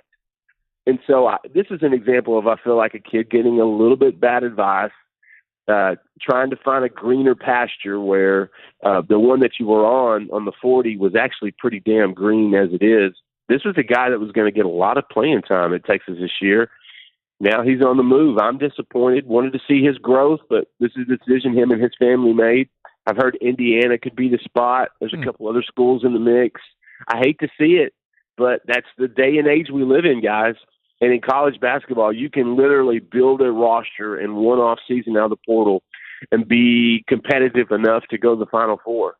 And so Texas is going to have to replace that kid, and it's going to be tough. Arterio is a damn good basketball player who's got as much upside as anybody. It's just disappointing you won't see that fulfilled in Austin. That is Justin Wells. Check out Inside Texas on 3.com. As we get closer to the spring game, he's at Justin Wells 2424 on Twitter. Add it to your follow list if you're heading out to DKR on Saturday. Justin, we appreciate it, man. Enjoy that great weather while it lasts, and we'll talk to you next week. Will do, guys. Nothing but love. Good stuff. Thanks, Jay Wells. Next week, of course, we'll be reviewing what we see in the spring game and trying not to overreact to too much on offense and defense. He got into a little bit of that issue. We all go through it. If you're a fan of a college football team, you have to face the spring game truth of, I want offense, but not too much. Not too much, because what does that say about the defense? I need defense, but not too much. Let's not have too much, because then it might mean the offense is bad. You got to have the balance, Zay, of both sides. And then, obviously, he brings up the most important thing. You want to stay healthy. Yeah, don't get that Kool-Aid out. You're good with the Tang. That's right. Just Yeah. sip on the Tang. Don't gulp it. Yeah. Just sip on it real slow. Yeah, slow sips. Real slow. And you be all right on Saturday. Don't use that big giant cup. Hell no. The one that's down there in the low part of the cabinet that you never go to except for special parties and stuff. Don't do that one. Do that smaller cup. And you don't need no extra sugar for the Tang either. No. Don't get greedy. Just drink the Tang as it is. Watch the game on Saturday. Stay even kill. Yeah, it's good advice. Good advice. It's hard to do, but it's good advice, I know, for fans. Thanks to Justin for his time. Up next, let's get you the Flex segment. Wednesday Night Flex tonight. We'll get you those guests again. They're going to have a big-time coach and player from the area. One of those, and the player is headed on to college. The coach is going to be coaching one of the big-time teams in the area, and he had a big day today with some of his guys. We'll tell you who's going to be on the show tonight. Plus, oh, looky here, Longhorn fans. Guess who's coming for a visit? Spring game weekend. If you've been listening, you know the name. This is The Horn.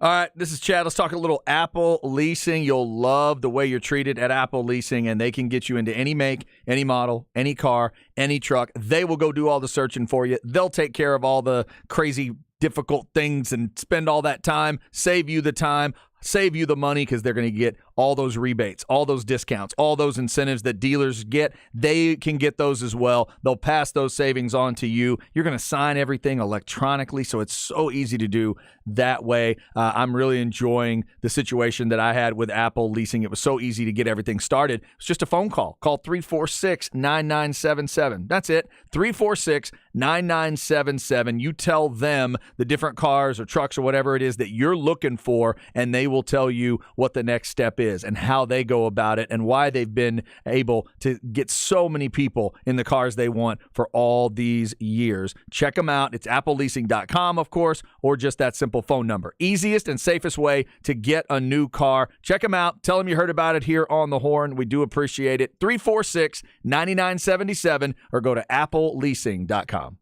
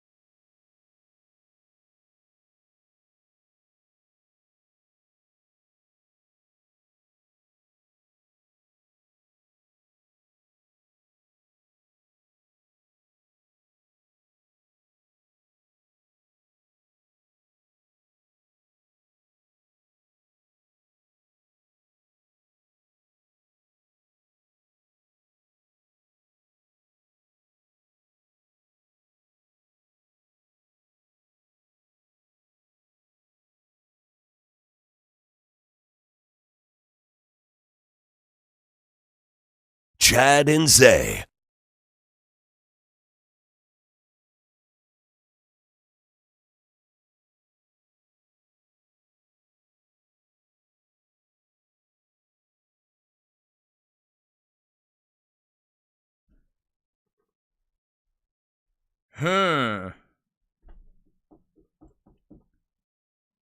Is this a big monster name? I don't think so. Okay, because I read 65 Love Affair. And that's what it's called, right? 65 Love Affair? So it's not like a Billy Joel or something like that. It's not that big a name. No. 65 Love Affair. It's kind of got that yacht rocky feel to it. God, who is this? Steely Dan? Nope, Paul Davis. Nah, yeah, I wasn't getting there. Paul Davis. All right. Yeah. I knew the song, but I never didn't know that name. Paul Davis, Neil Diamond, and Slaughter have gotten us started today. Quite a Wednesday already on the show. Remember, tomorrow at 2, we're going to go into the album discussion with Jelly Rolls, what's it called? A Beautiful Disaster, and Little Kim's Hardcore. That's going to be at 2 o'clock tomorrow. I got to get through that Jelly Roll. Somebody was asking us, who's listening to a Jelly Roll album? What do you do? Somebody wanted us to know he used to be, I guess at some point along the line, he would have been considered a rapper. I mean, they described him as a gangster rapper. I don't know if that is the case. But then maybe things changed along the way. He ain't no gangster rapper. I have not heard. Is there rapping involved or not? Yeah. There is. Okay. Yeah. It sounds like he's one of your favorites already. I cannot wait for tomorrow at 2 o'clock. And I'm gonna save my feelings on the Lil' Kim album until tomorrow. But I am glad that I finally listened to a Lil' Kim record for the first time. All right, so we'll get to that at 2 o'clock tomorrow. 2 o'clock today, it's Chip Brown of Horns247.com. His thoughts on the spring game as we are 3 days away and what he's going to be looking for. Right now, though, we'll tell you what to look for in the Wednesday Night Flex Show, plus who is coming to visit for the spring game. Longhorn fans, you need to know the name. Flex ATX for the best high school sports coverage. Listen to the Horn and go to FLXATX.com. Flex 30 is brought to you by Brain Vault. Brain Vault is a revolutionary and patented mouthguard that has been proven to help reduce the risk of concussion. Visit BrainVault.com and join the movement.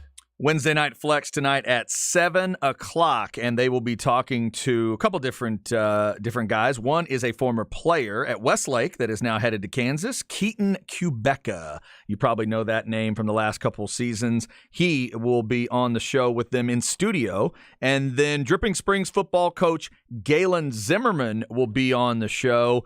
Zay, today is a day where a lot of the schools are doing some signing day stuff. So national letters of intent, multiple sports. And I did see that Dripping Springs, they did the official signing for Garen Duncan, who's going to Yale, the receiver.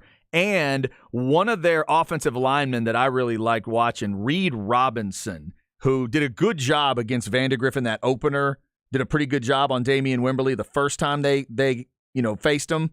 Mr. Wimberly had a decent night the second night they faced him. Right. 99 made some adjustments later on. Definitely did. But they contained him really well that first night. And Reed has signed to go to Southwestern. So he is going to be a Pirate. A little bit on the smaller side when it comes to offensive line, but man, he goes to work. He is tough as nails, does a great job. So shout out to those guys at Drip. And again, their head coach is going to be on tonight, the Wednesday Night Flex Show. Also, Zay, apparently us talking about this guy, it's just starting to spread the word. We've been telling people about Adrian Wilson. Shout out to our guys. It was Zach Lucero, the Flex crew, who let me know about him. Hey, you guys need to be talking about this Weiss receiver. And the video, we retweeted that video of that incredible one-handed catch at a 7-on-7 event, and then things just started rolling for him. And we've been talking about offers from Oregon, Ole Miss, and Utah were the last three. Well, he's going to visit Texas this weekend. That's what I'm talking about. How about that, Longhorn fan? That's huge. He has let the folks at UT know he is going to be on campus on Friday, and I'm assuming he'll be hanging around for the spring game. So Adrian Wilson, this is class of 25 wide receiver, so he still has, 2 more years at Weiss. He'll be a junior this year, but a really talented receiver. That Weiss program is one to check out and keep in mind. But if you're a Longhorn fan, there is some good news. So a lot of offers going on, visits going on this time of year, and we love seeing it. Remember, if you've got somebody that's taking a visit, getting an offer, a name you want to get out there, be sure to tag FlexATX on your social media, and they will spread the word and get those stories out there. So congrats to all the kids getting those type of opportunities right now. It's fun to see those at FLXATX on social media. Spring game coming up. That's not a bad weekend to go in if you're a recruit. No, not at all. Right? Check out the spring game. Yeah, especially see the new wide receiver coach, Chris Jackson, see him work and see if y'all could connect or stuff like that. Yeah, not a bad decision at all to come in for the spring game. And if I'm a guy like Adrian Wilson, I also get to take a look at, and you mentioned it, the new coach, obviously. How does the new coach fit in with what Coach Sark wants to do? But then also, you're going to get a look at a receiver class that has some big-time freshmen. How do they get used in a spring game? Right. I mean, these guys, I'm sure, are educated enough to know who's coming in early, who's not. They'll know that Jonte Cook's been in early, right? They'll know he's an early enrollee. They've probably heard that name. So then they'll get to see what he looks like. By the way, Jonte Cook, I believe it's number 2 on the jersey. Yeah, he got 2. Yeah, there you go. Pay attention for that name, just to throw out one of those flex names. Not that he's in the flex area that we've been talking about, but that DeSoto team kind of became legendary around the state. And obviously, we were following Jonte Cook and Wisner for that matter too, because he's in this group as well. I don't think he's on campus yet. But he didn't come in early. No. Okay, gotcha. So he's not a part of the spring game. Correct. Well, you still got that to look forward to. I know, it's nice. Look at you. It's nice. Longhorn fans got all kinds of talent coming in and different areas. We do the flex segment every day at 1:30. A lot of stuff on the board today, obviously football-wise, but we've also been talking some basketball. We hit the Lakers and Hawks winning earlier in the show. While we have a couple minutes, Zay, give me your thoughts on tonight. We got Chicago at Toronto in the East. The winner will have to beat Miami on Friday to get that 8th seed. You have a feel here for who you like, Chicago or Toronto?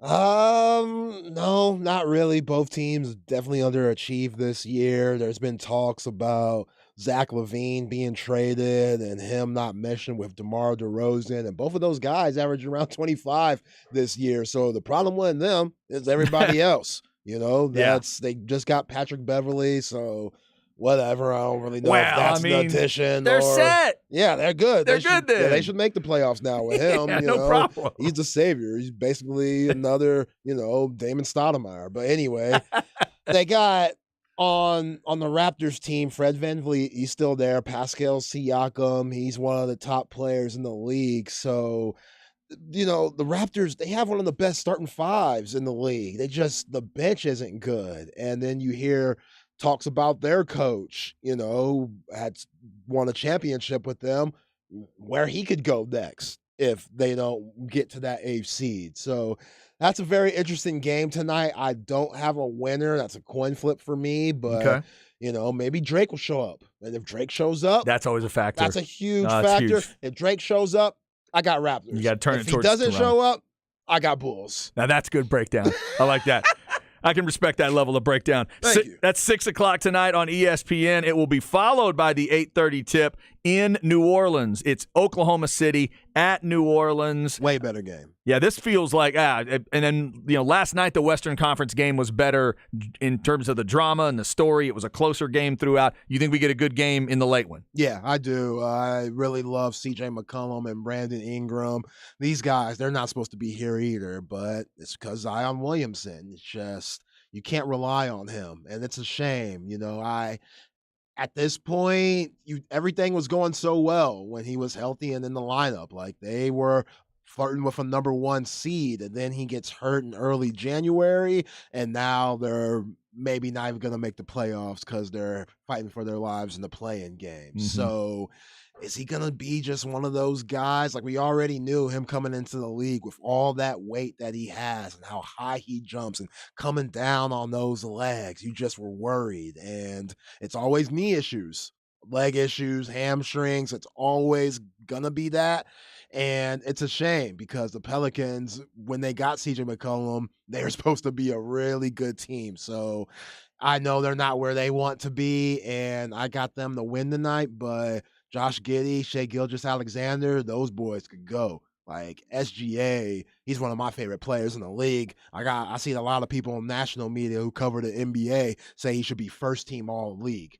I don't think it's a little much. I mean, they might not make the playoffs. Nobody at the point guard position that doesn't make the playoffs should be first team all NBA, but he should make an all NBA team averaging over 30 points a game. He could really go. So we'll see tonight, but yeah, I like the Pelicans. You're leaning New Orleans? Okay. Yeah. So then real quick, these 4 teams that play tonight, they're ultimately fighting for the 8th seed. Can either of those Eastern Conference teams beat Milwaukee? Can either Western Conference team beat Denver? No. Okay. Can Miami beat Milwaukee? No. Can Minnesota beat Denver? No. Okay. And then Lakers and Atlanta, they are now the 7 seeds. Can either one of them win their series? Lakers can. The Lakers can win, but you wouldn't pick Atlanta to beat Boston. I would not. Nah, I wouldn't either. No, that Jason Tatum, that's a different type of dog. Okay. Yeah, he's really impressive. Yeah. And plus Malcolm Brogdon being traded over there. That's huge. You know, he might get the 6th man of the year. That's a big get. But yeah, people are asking me right now about Zion. I feel really bad for him. We know he's not playing for sure, right? Yeah, he's still out. Yeah, still out. Oh, man. Yeah, another reason you got to feel bad for those New Orleans guys, because this is not the team they thought they would have. They thought he would play at some point, but he just obviously has not played a ton.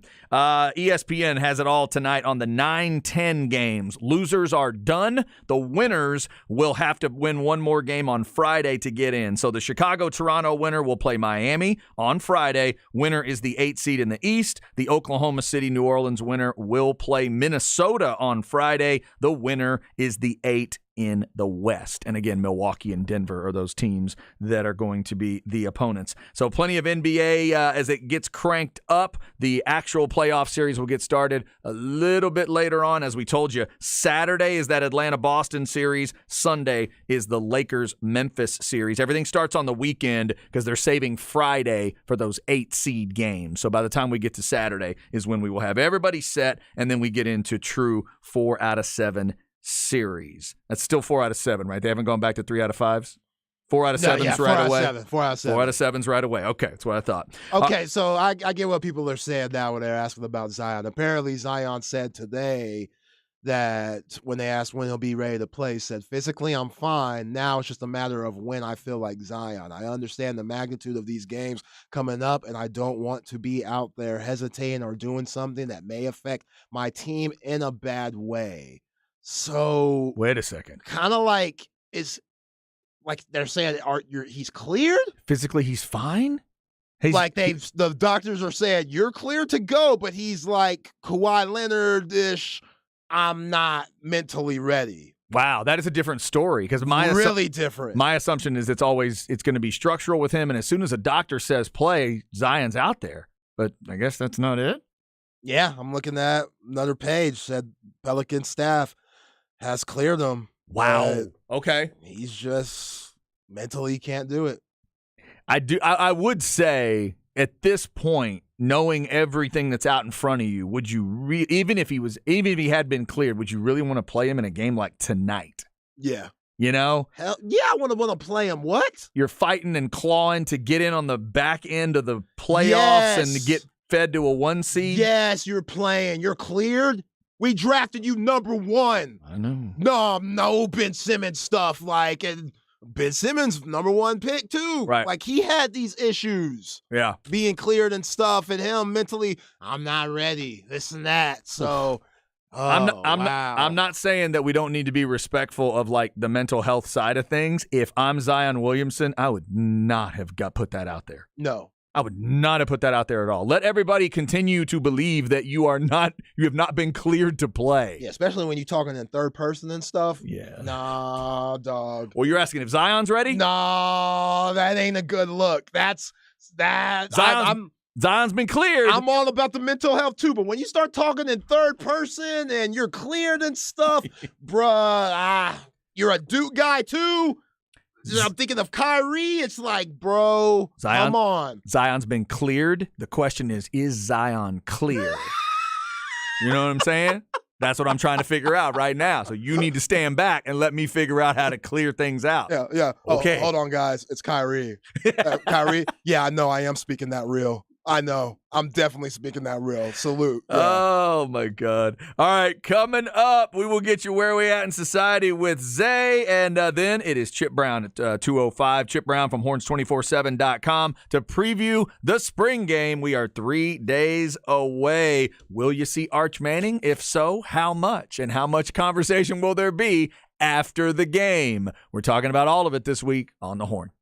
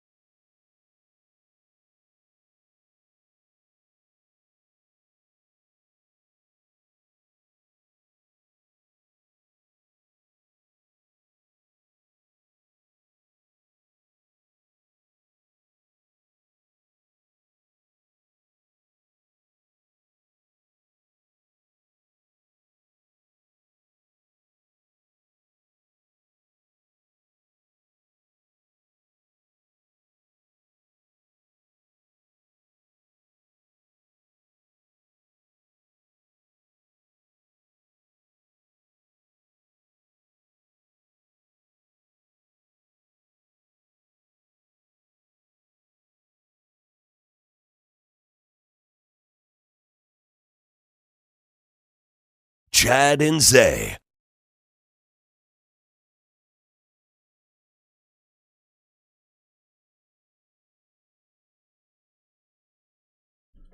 All right, rolling through a Wednesday.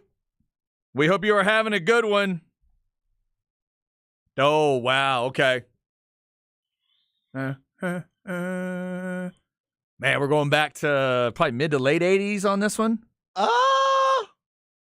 This might be a cover. Really? Okay,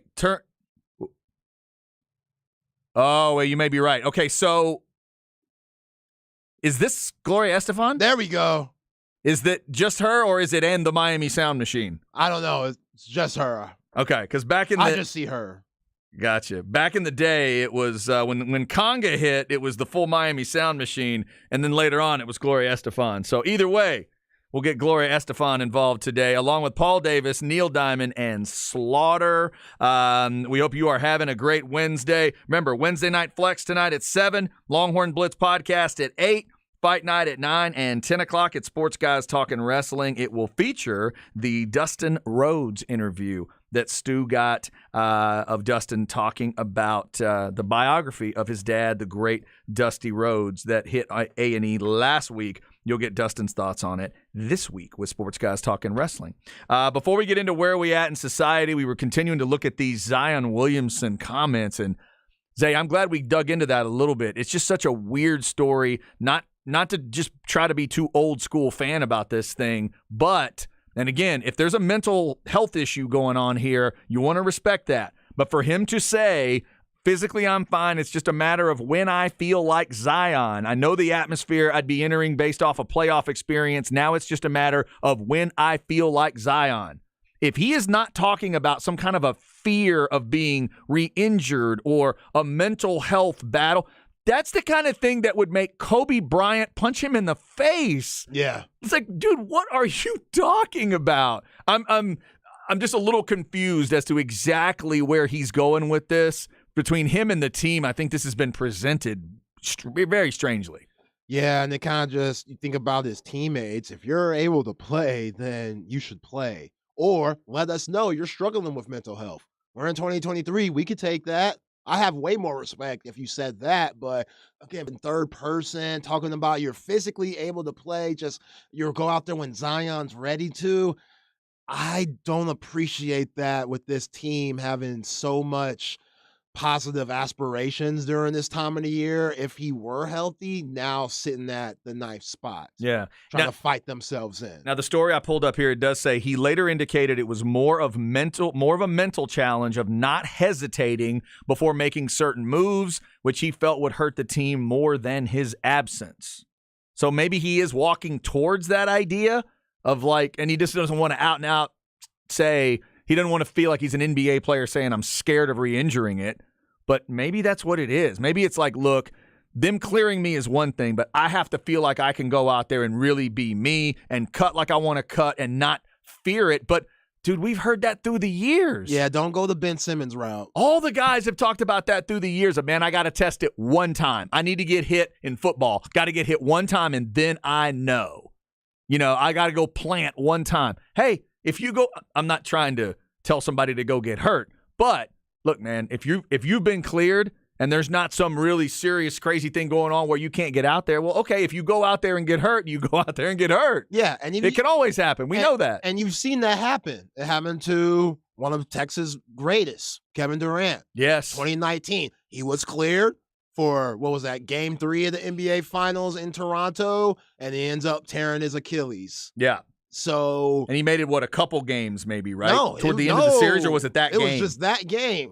It was that game that he came back. And but, I respected the hell out of him after that night. I did too. I was like, damn, that's a tough dude right there. I did too. And people don't talk about that enough. The respect you should have for Kevin Durant, knowing, okay, we could three-peat, and these guys need me, because if they don't have me, we lose. And what happened? They lost. Right. Kawhi Leonard and those guys won the game. So even though KD had to go through all the rehab and stuff, and that was brutal, he still came back, and he's still dealing with certain injuries. The Suns are holding their breath. Hopefully he could stay healthy during this playoff run.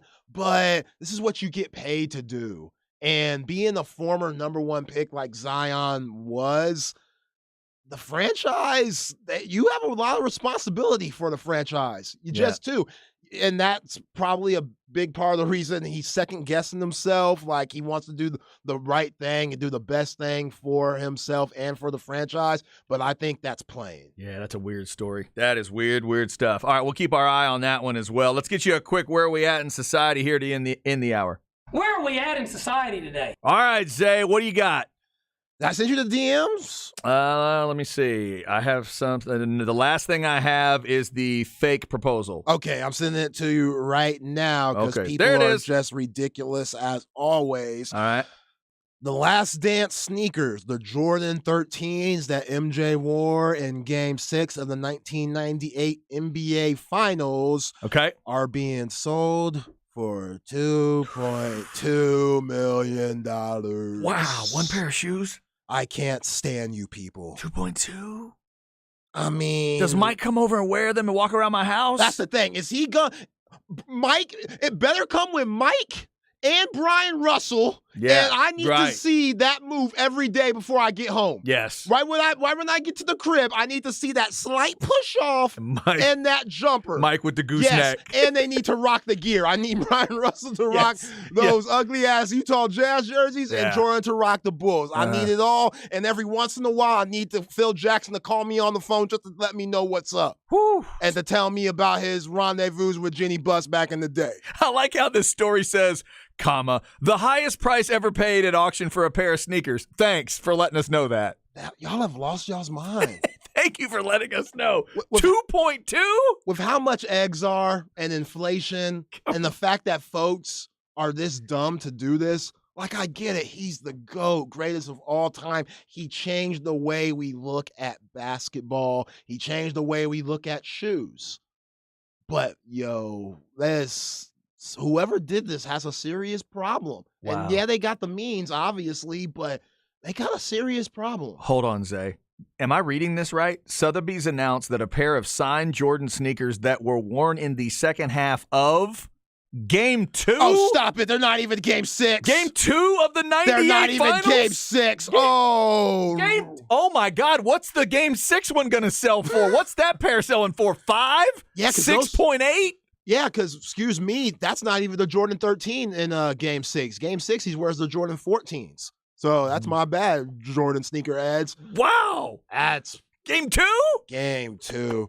Did they even win that game? I don't know. I'd have to go look. I would have to go look. That's crazy. That's a shame. Game 2. Oh, my God. All the things you could invest in, give to the less fortunate. Well, let's hope somebody's benefiting. Like, let's hope this 2.2 is going to, like, a really good cause. Yeah. Can we get somebody benefiting from this? 2.2. Like, and it's not even the last game. If I'm paying that much, I need John Stockton also to come to the crib, and I need to watch John Stockton get a COVID-19 vaccine. Yeah, I really don't think you're asking for enough. I think I need full rosters. I really do. I think Carl. I think Stockton. Was Greg Ostertag on that team on the other side? I need them all to show up. I need Mike. I need Scotty. Jerry Sloan from the dead.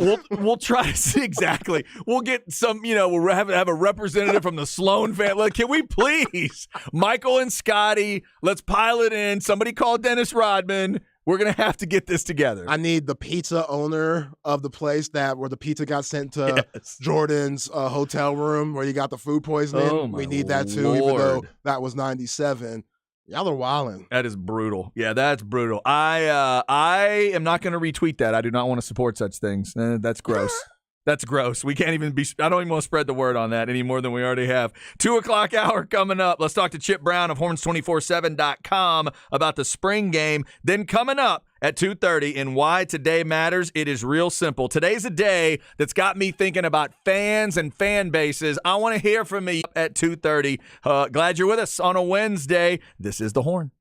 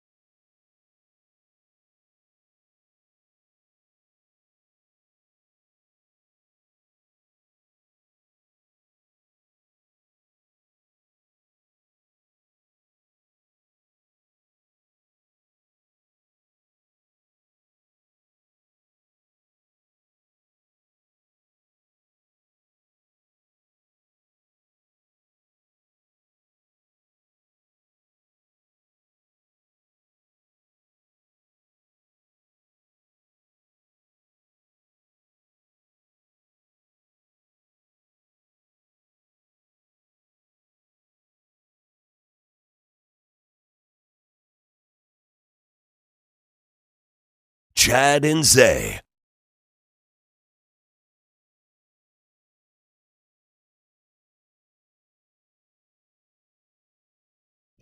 Oh, yeah, this will get you moving for hour number 3 on a Wednesday. We are 3 days away, speaking of, from the Texas spring game. More of that conversation coming right up. I'm Chad Hastings. He is Isaiah Collier, and he picked this beat, especially for you and me.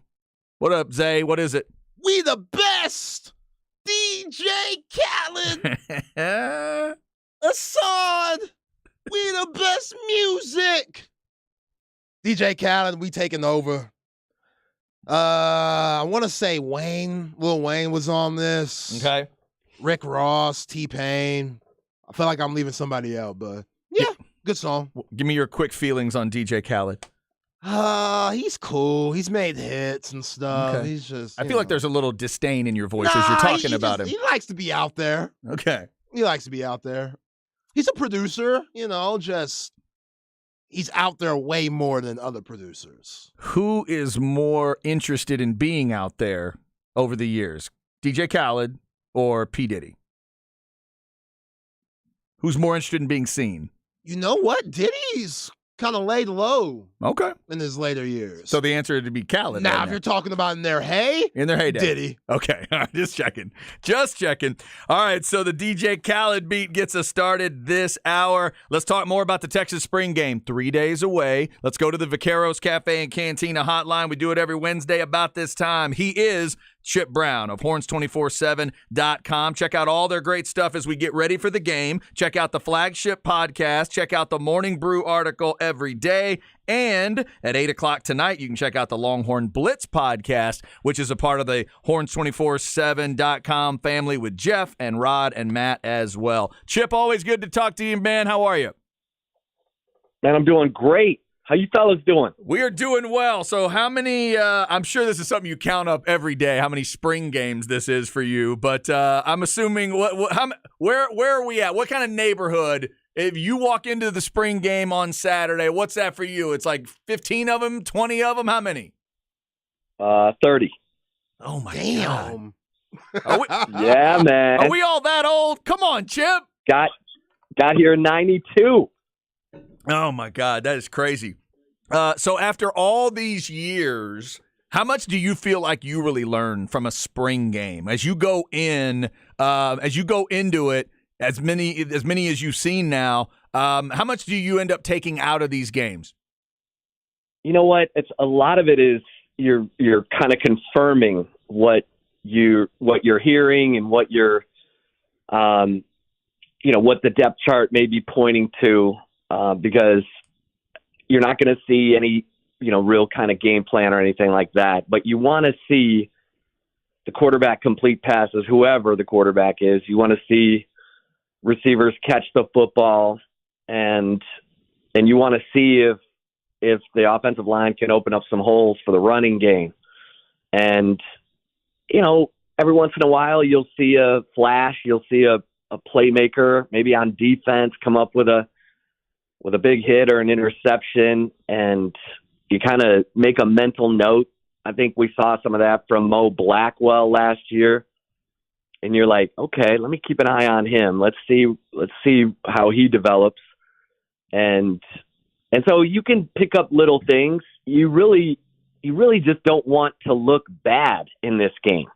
You don't want to go out there and struggle to complete passes. You can't run the football.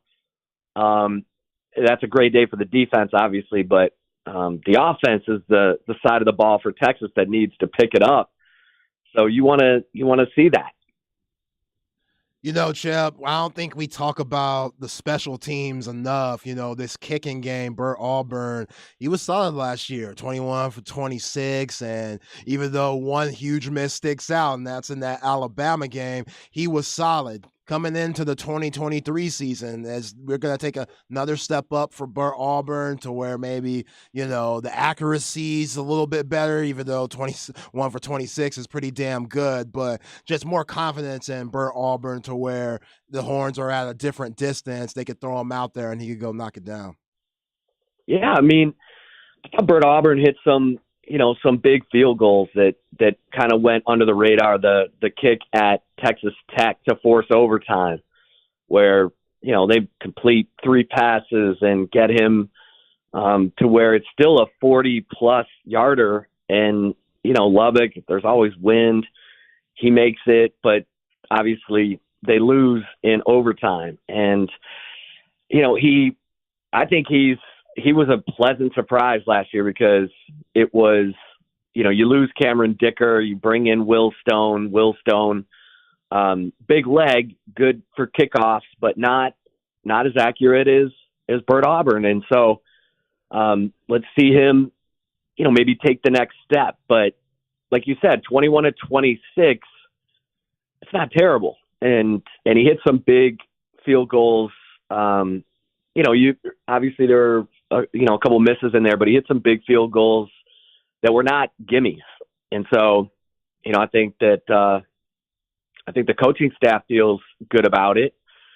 And the punter is not on campus yet. I asked Steve Sarkisian about Ryan Sanborn.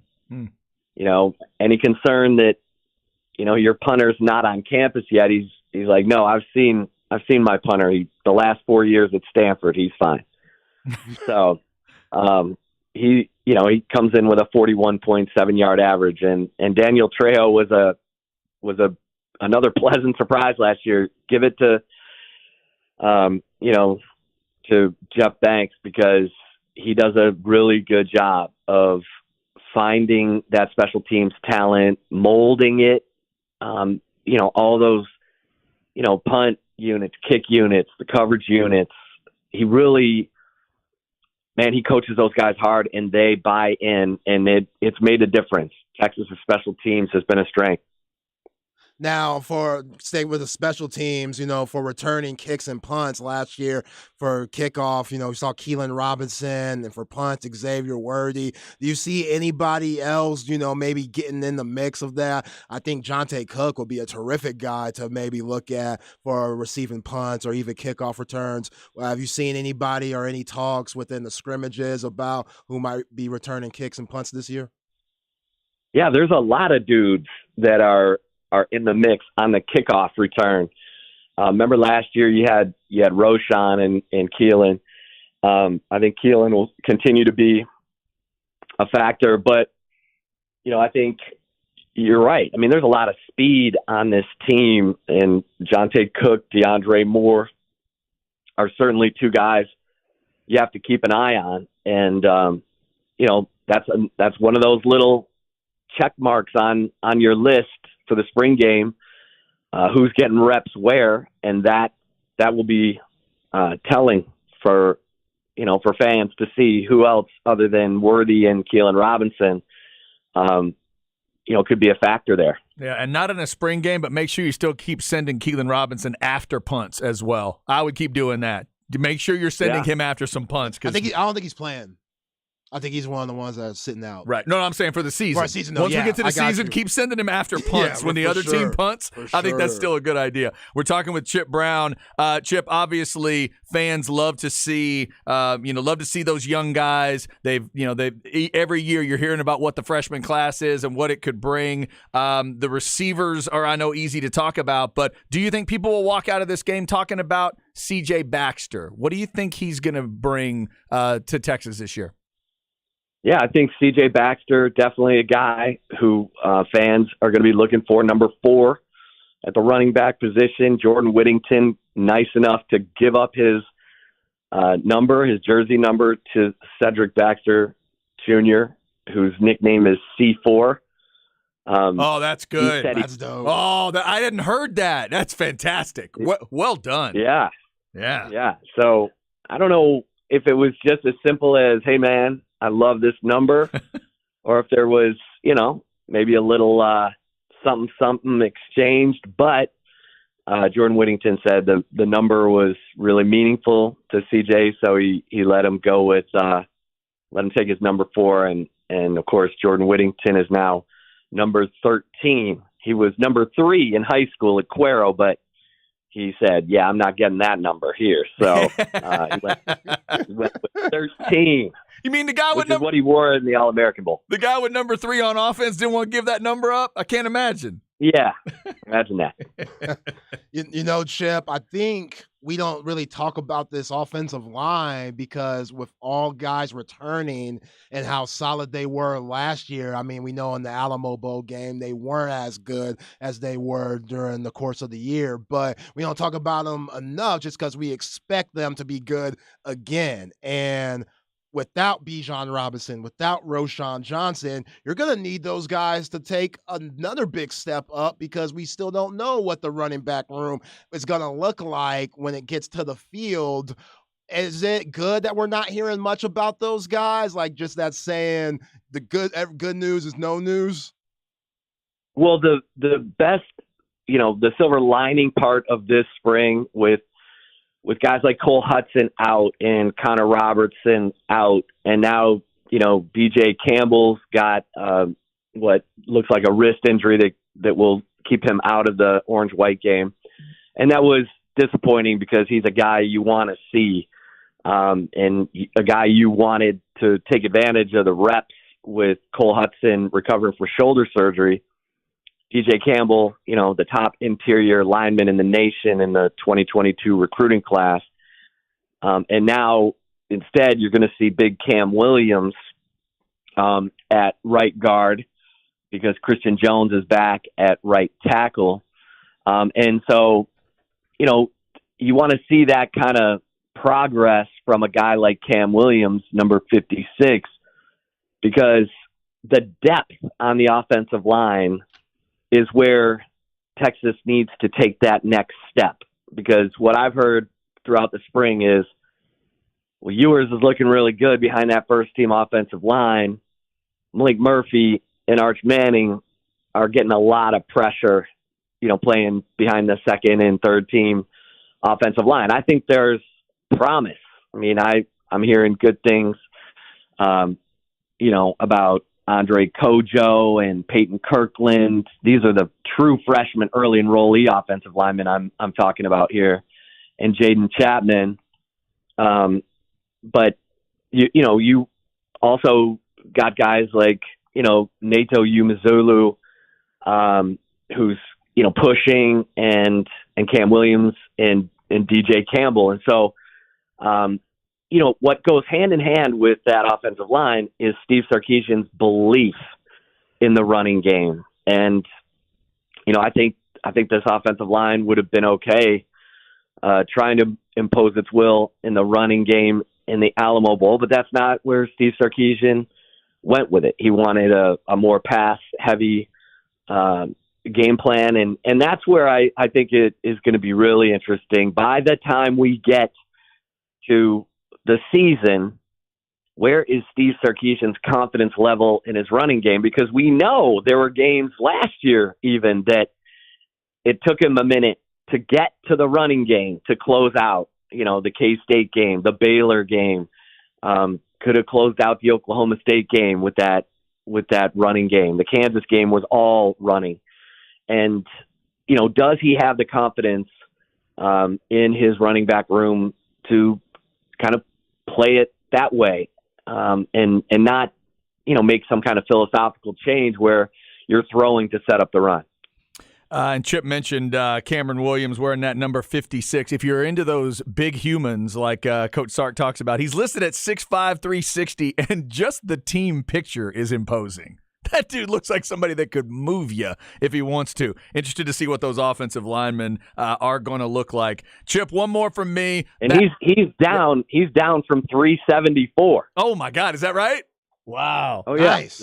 It's looks like a monster. Certainly Texas fans hope he's a monster. Before I let you go, last one from me in terms of the quarterbacks. For you, what do you think we're going to see in terms of how Coach Sark would like to show off Ewers, Murphy, and Arch Manning? I'm assuming you think we'll see all three. Yeah, I think so. And I think, what you're looking for is growth in Malik Murphy and Arch Manning, because I don't think there's any doubt Quinn Ewers is the starter this season. It's his job. It's his job to lose. But the growth, and I don't know how much we're going to see on Saturday. It may not be until after the summer and more time for these guys to now, take what they've learned in the spring and go, really work on the things that they know they're going to have to manage in this offense if their number's called. Because right now, if you're a Texas fan, you're like, man, I hope nothing happens to Quinn Ewers this year, because you just don't have experience behind him. You don't have Hudson Card, who came in and did a great job when he needed to take over when Ewers was hurt. So, you're definitely watching number 6 Malik Murphy and number 16 Arch Manning just to see how comfortable they look.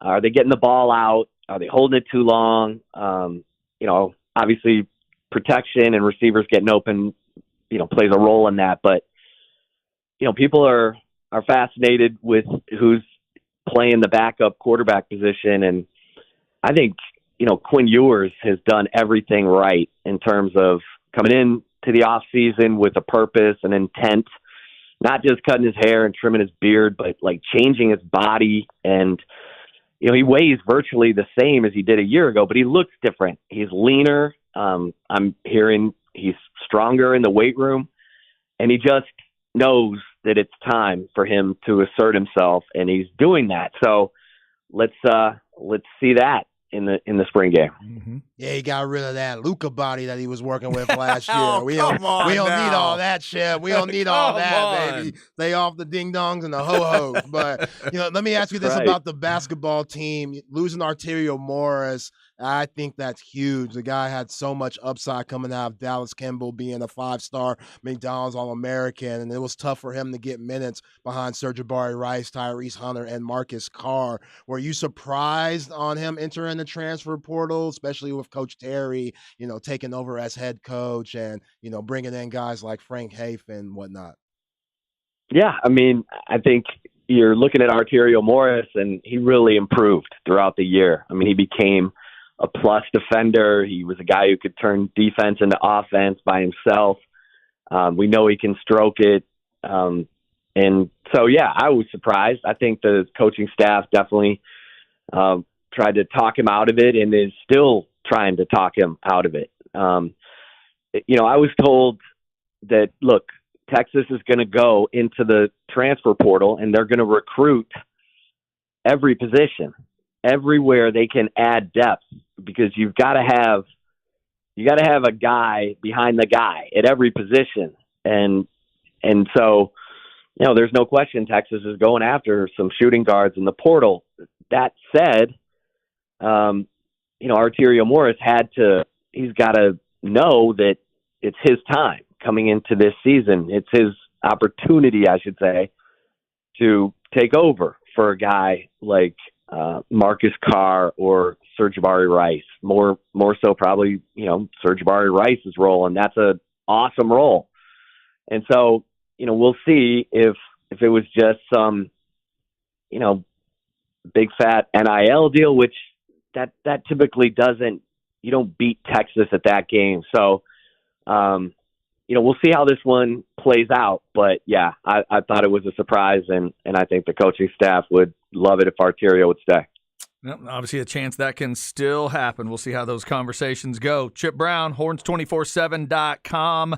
Check out everything they've got for you 3 days out from the spring game, including the flagship podcast, the Morning Brew article that Chip's got for you each and every day. And as we mentioned, 8 o'clock tonight, the Longhorn Blitz podcast with Jeff and Rod and Matt, or you can check that out wherever you get your podcast. At Chip Brown 247 in terms of a Twitter follow. Chip, we appreciate it, man. Enjoy the spring game. We'll get your review next week.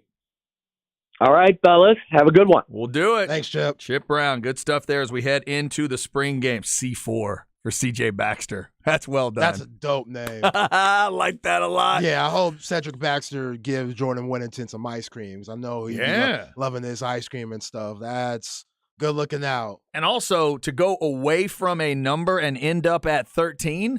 Right? Come on. Right? Chad, got some breaking news. Breaking news. Yep. All right. Hit me. According to Nick Harris from Rivals, he's a national recruiting analyst on Rivals. Follow him on Twitter at Rivals Nick. Texas freshman wide receiver Brandon Thompson has requested to enter the transfer portal. Multiple sources tell Rivals and Rivals Portal. Thompson saw action in 9 games as a true freshman in Austin. Yeah. I thought he was running track. I know. I just saw somebody texting us that as well to make sure we saw it. So thank you for mentioning that. Yeah, the young man, sophomore out of Spearman, Texas, if you don't remember. And yeah, there was track involved because this dude is so fast. When we found out he was running track for sure, like when he was going to track practice, I remember we had Justin Wells on. And I asked him, is this going to affect him with all the talent you got in that wide receiver room? A.D. Mitchell, DeAndre Moore, Jonte Cook, more guys are coming in the summer. Like, it's thick. Yeah. And you'll have time to really go do this track stuff because you could get replaced easily. Yeah, that's the first thing I thought of, too. Just did he get lost in the shuffle? Did he just get lost in all of it and doesn't feel like he's got a place now? Man. That's crazy. Yeah. So reports out there that Brennan Thompson is going to be entering the portal. Again, the conversation can happen for him to come out of the portal, but that is a big story developing. Sark said on the Pivot podcast yesterday, if you in that portal, you're done. There ain't no coming back. Really? He literally said that to those guys. Interesting. He said, if you are in, then you're in. There's no coming back. Oh, so no Tom Herman plan. No, because Tom Herman talked dudes back out of the portal. Right. Sarkisian says if you're in, you're done. And Sark also said there are prior conversations that lead up to those decisions. If you guys go into the portal, it's not like guys just say, "Oh, I'm in the portal," and Sark's like, "Wait, what? Okay, you can't come back." They're having talks before that happens. But once it officially happens, he's saying that's it. Yeah. Okay, that's good to know. Yeah. Salute to Brandon Thompson. Okay, fair enough. Yeah. All right, there you go. Breaking news there. Brennan Thompson into the transfer portal. Longhorn football getting ready for the spring game in 3 days. Coming up next, Why Today Matters, your favorite and least favorite fan bases on this 412. Tell you why we're talking about that. We already got a great text from somebody who has their favorite and least favorite from the NFL. That's coming up on The Horn.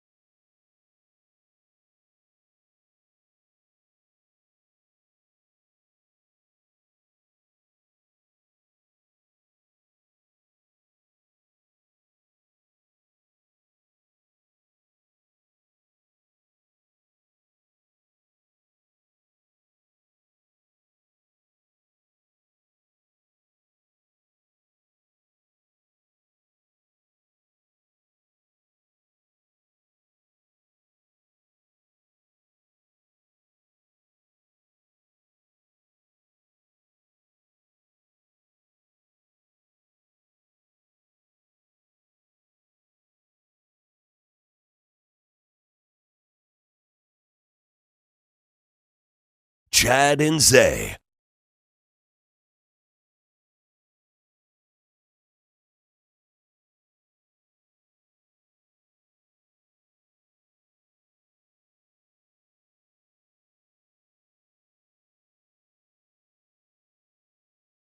Better way, yeah. All right, just about to wrap it up on a Wednesday. Actually, no, I'm sorry. I'm one segment ahead. My bad. Rolling through a Wednesday. We got a couple more songs to come. All right, Zay. Why does this sound familiar to me? Because it's a Texas legendary song. It's a Texas legendary song. Yeah. Okay. Houston, to be specific. Have I heard you sing this song or play this song before? I probably played it before. Okay. Single rapper or a group? Single rapper, but there are a few people on here. Okay, there's a lot going on. All right, go ahead and tell me. I'm not going to get it. All right, there's Lil Troy. Lil Troy, I was not getting featuring that. Young Star, Okay. Fat Pat, Big T, Lil Will, The Crew. That's the name? It's just all the guys. Okay. All right. I got you. But Lil Troy is the main. Yeah, Lil Troy the main, dude. Gotcha. Okay. Lil Troy. That's a good one. What's the title? Wanna Be a Baller. Wanna Be a Baller. Yeah. Lil Troy, Gloria Estefan, Paul Davis, Neil Diamond, and Slaughter all on the show today, plus that DJ Khaled beat to get the hour started. Yeah, That's Young pretty Star good. says, when I was a kid, Young Star says on this fourth verse, got to get better and then got to move on. Switch from Motorola to a Prime Code 4. I thought that was the coolest verse ever. Just like, yo, this dude switching phones on them. Wow. Like, wow, this is big time. I was like, why? Maybe just because Young Star's voice is fire. I don't know. But as a kid, you couldn't tell me nothing. I would always say, to this day, we'll go around my apartment phone. My wife be like, what are you talking about? I'm like, don't worry, but you don't know nothing about That's this. fantastic. Fantastic. It's all about how old, the certain age you are when you hear stuff like that, it never leaves. Exactly. The lyrics never leave your head. They don't. And you could hear that song, you could have heard that song like you couldn't have heard it for 10 years and it'll come back. Yeah. That's the beauty of it all. That's why we talk about music so much around here in hopefully reverent tones. Like tomorrow when we get to Thursday at 2 o'clock. And we'll do the album swap. It's not really a swap this week because neither of us have heard either of these albums. We're working our way through Lil' Kim's Hardcore. Zay realized he'd never listened to an entire Lil' Kim album, so we're going with the first one. And I'd never heard about this Jelly Roll guy until the CMT Awards, and I thought, wait, what is going on here? Let's listen to an album and see what's going on here. Zay now knows, and I feel like he's not a big fan. I have not listened to any of the Jelly Roll yet. We'll get into all that tomorrow at 2 o'clock, and I am going to save my feelings on the Lil' Kim album. But I do feel like I'm more of a music fan now that I've listened to one. There we go. I really do. I feel like more of an adult that I've listened to a Lil' Kim album. And to answer your question from earlier, I did feel like I needed a shower. Yeah, a little bit. I like the dirty. A little bit. No, I like that feeling. That's what I wanted. I was expecting it. Like I didn't want to go into the Lil' Kim album and think, okay, I want some good, wholesome, clean rap. That's not what I was looking for. Yeah. So I got a lot of what I was looking for, but we'll get into that tomorrow at 2 o'clock. Yeah, and they're right on the Specs text line on that We Taking the Over beat. I said it was T-Pain. It's Akon instead. Wrong dark-skinned R&B brother. Oh, okay. Now, Akon and T-Pain, they were in the same record label, Convict. So you could see how I could have mixed that up. Obviously, yeah. That's what I was thinking when you said it. It's an easy mistake to make. Simple mistake. Obviously. Simple mistake. It's just a simple mistake. No big deal. All right, let's get into why today matters, and we'll talk fan bases today. Here we go.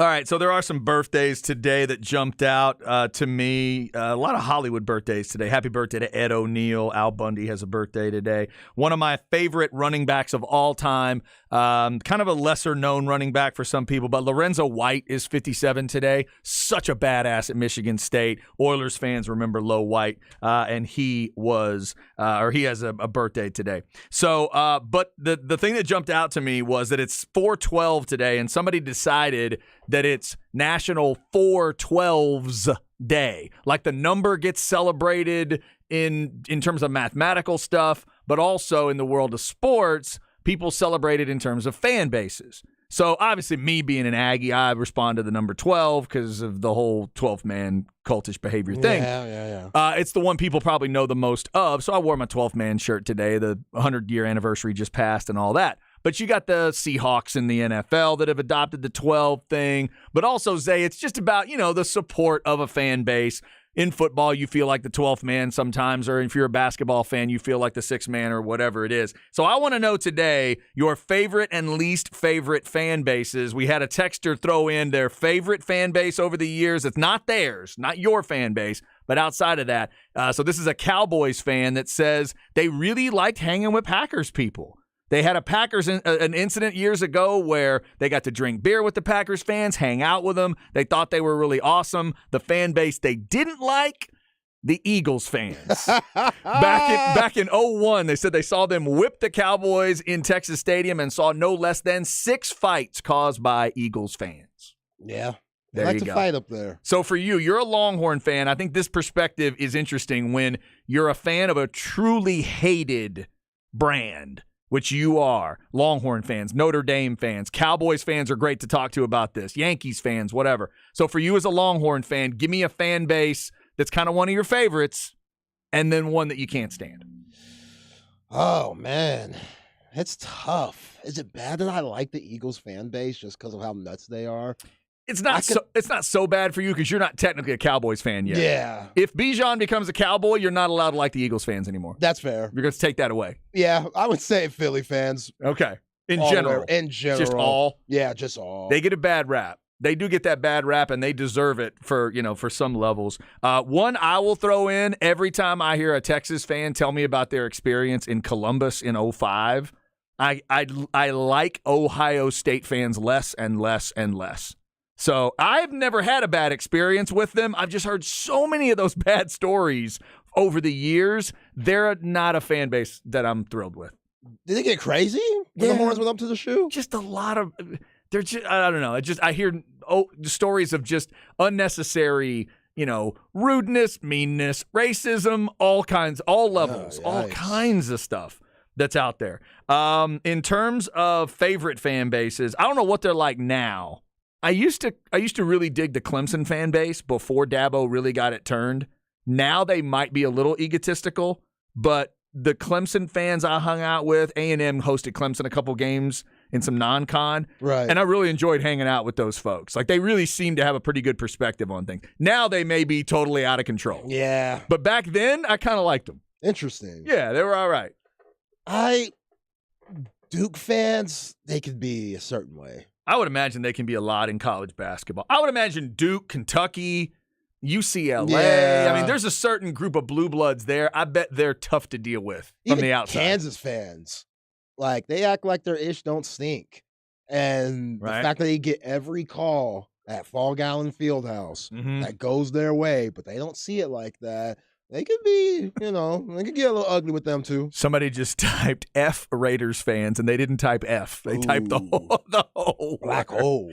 Oh, my God. This says Packers fans are great. I believe Cowboys fans are delusional. Oh, how dare you? What evidence would you ever have of course you're right. Of course Cowboy fans are delusional. Do you think the Raiders fans, since they've moved to Vegas, have toned it down a little bit? Because in Oakland, Oh, it's Al crazy. Davis Raiders, them folks were wilding. Yeah, that story when they beat up the Miami fan in the bathroom and peed on his jacket. Do you remember that one? No. I was like, wait, Was what? that Oakland or was that That like, was Oakland. That was that That was Oakland. Los Angeles. I think that was Oakland. Okay. One of the times they were back in Oakland. Wow. I would hope they've calmed down because Vegas is just such a melting pot of a city.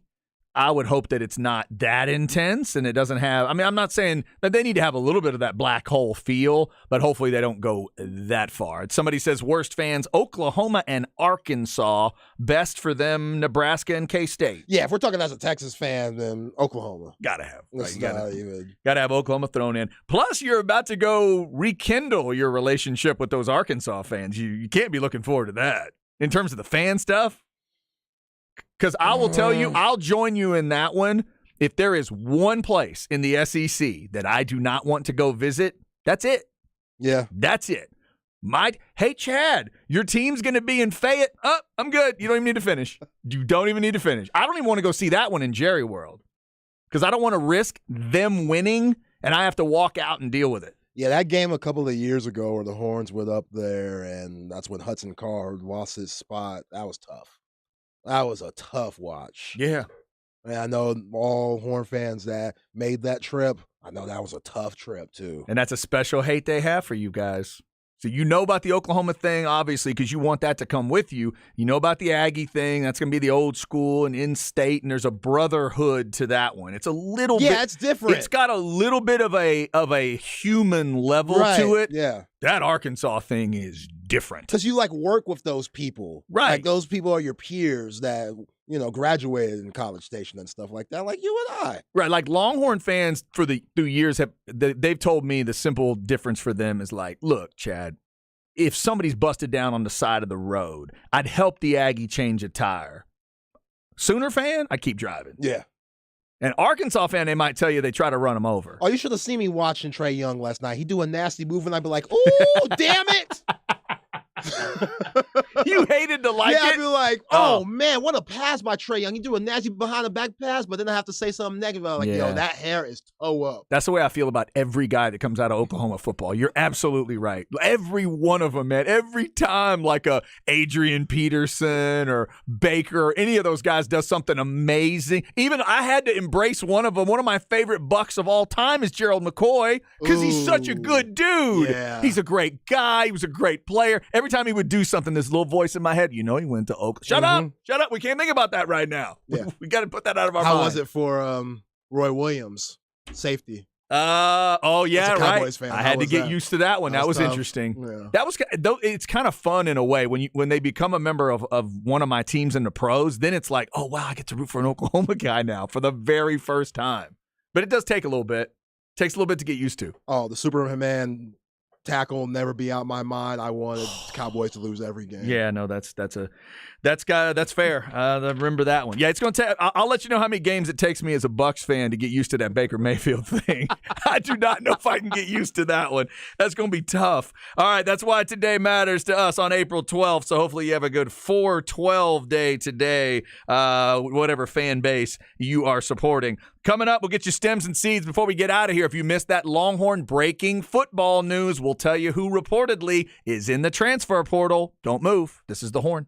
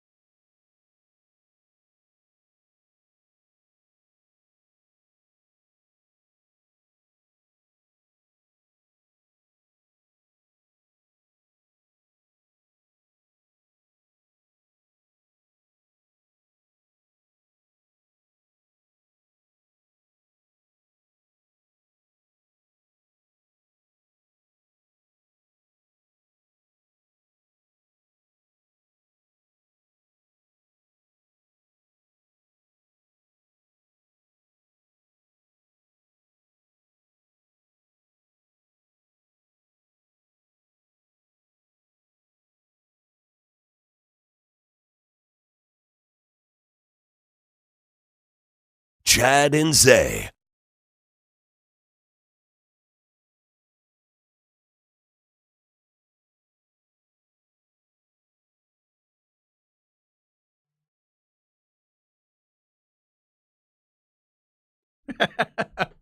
All right, just about done on a Wednesday. Do I have any shot here?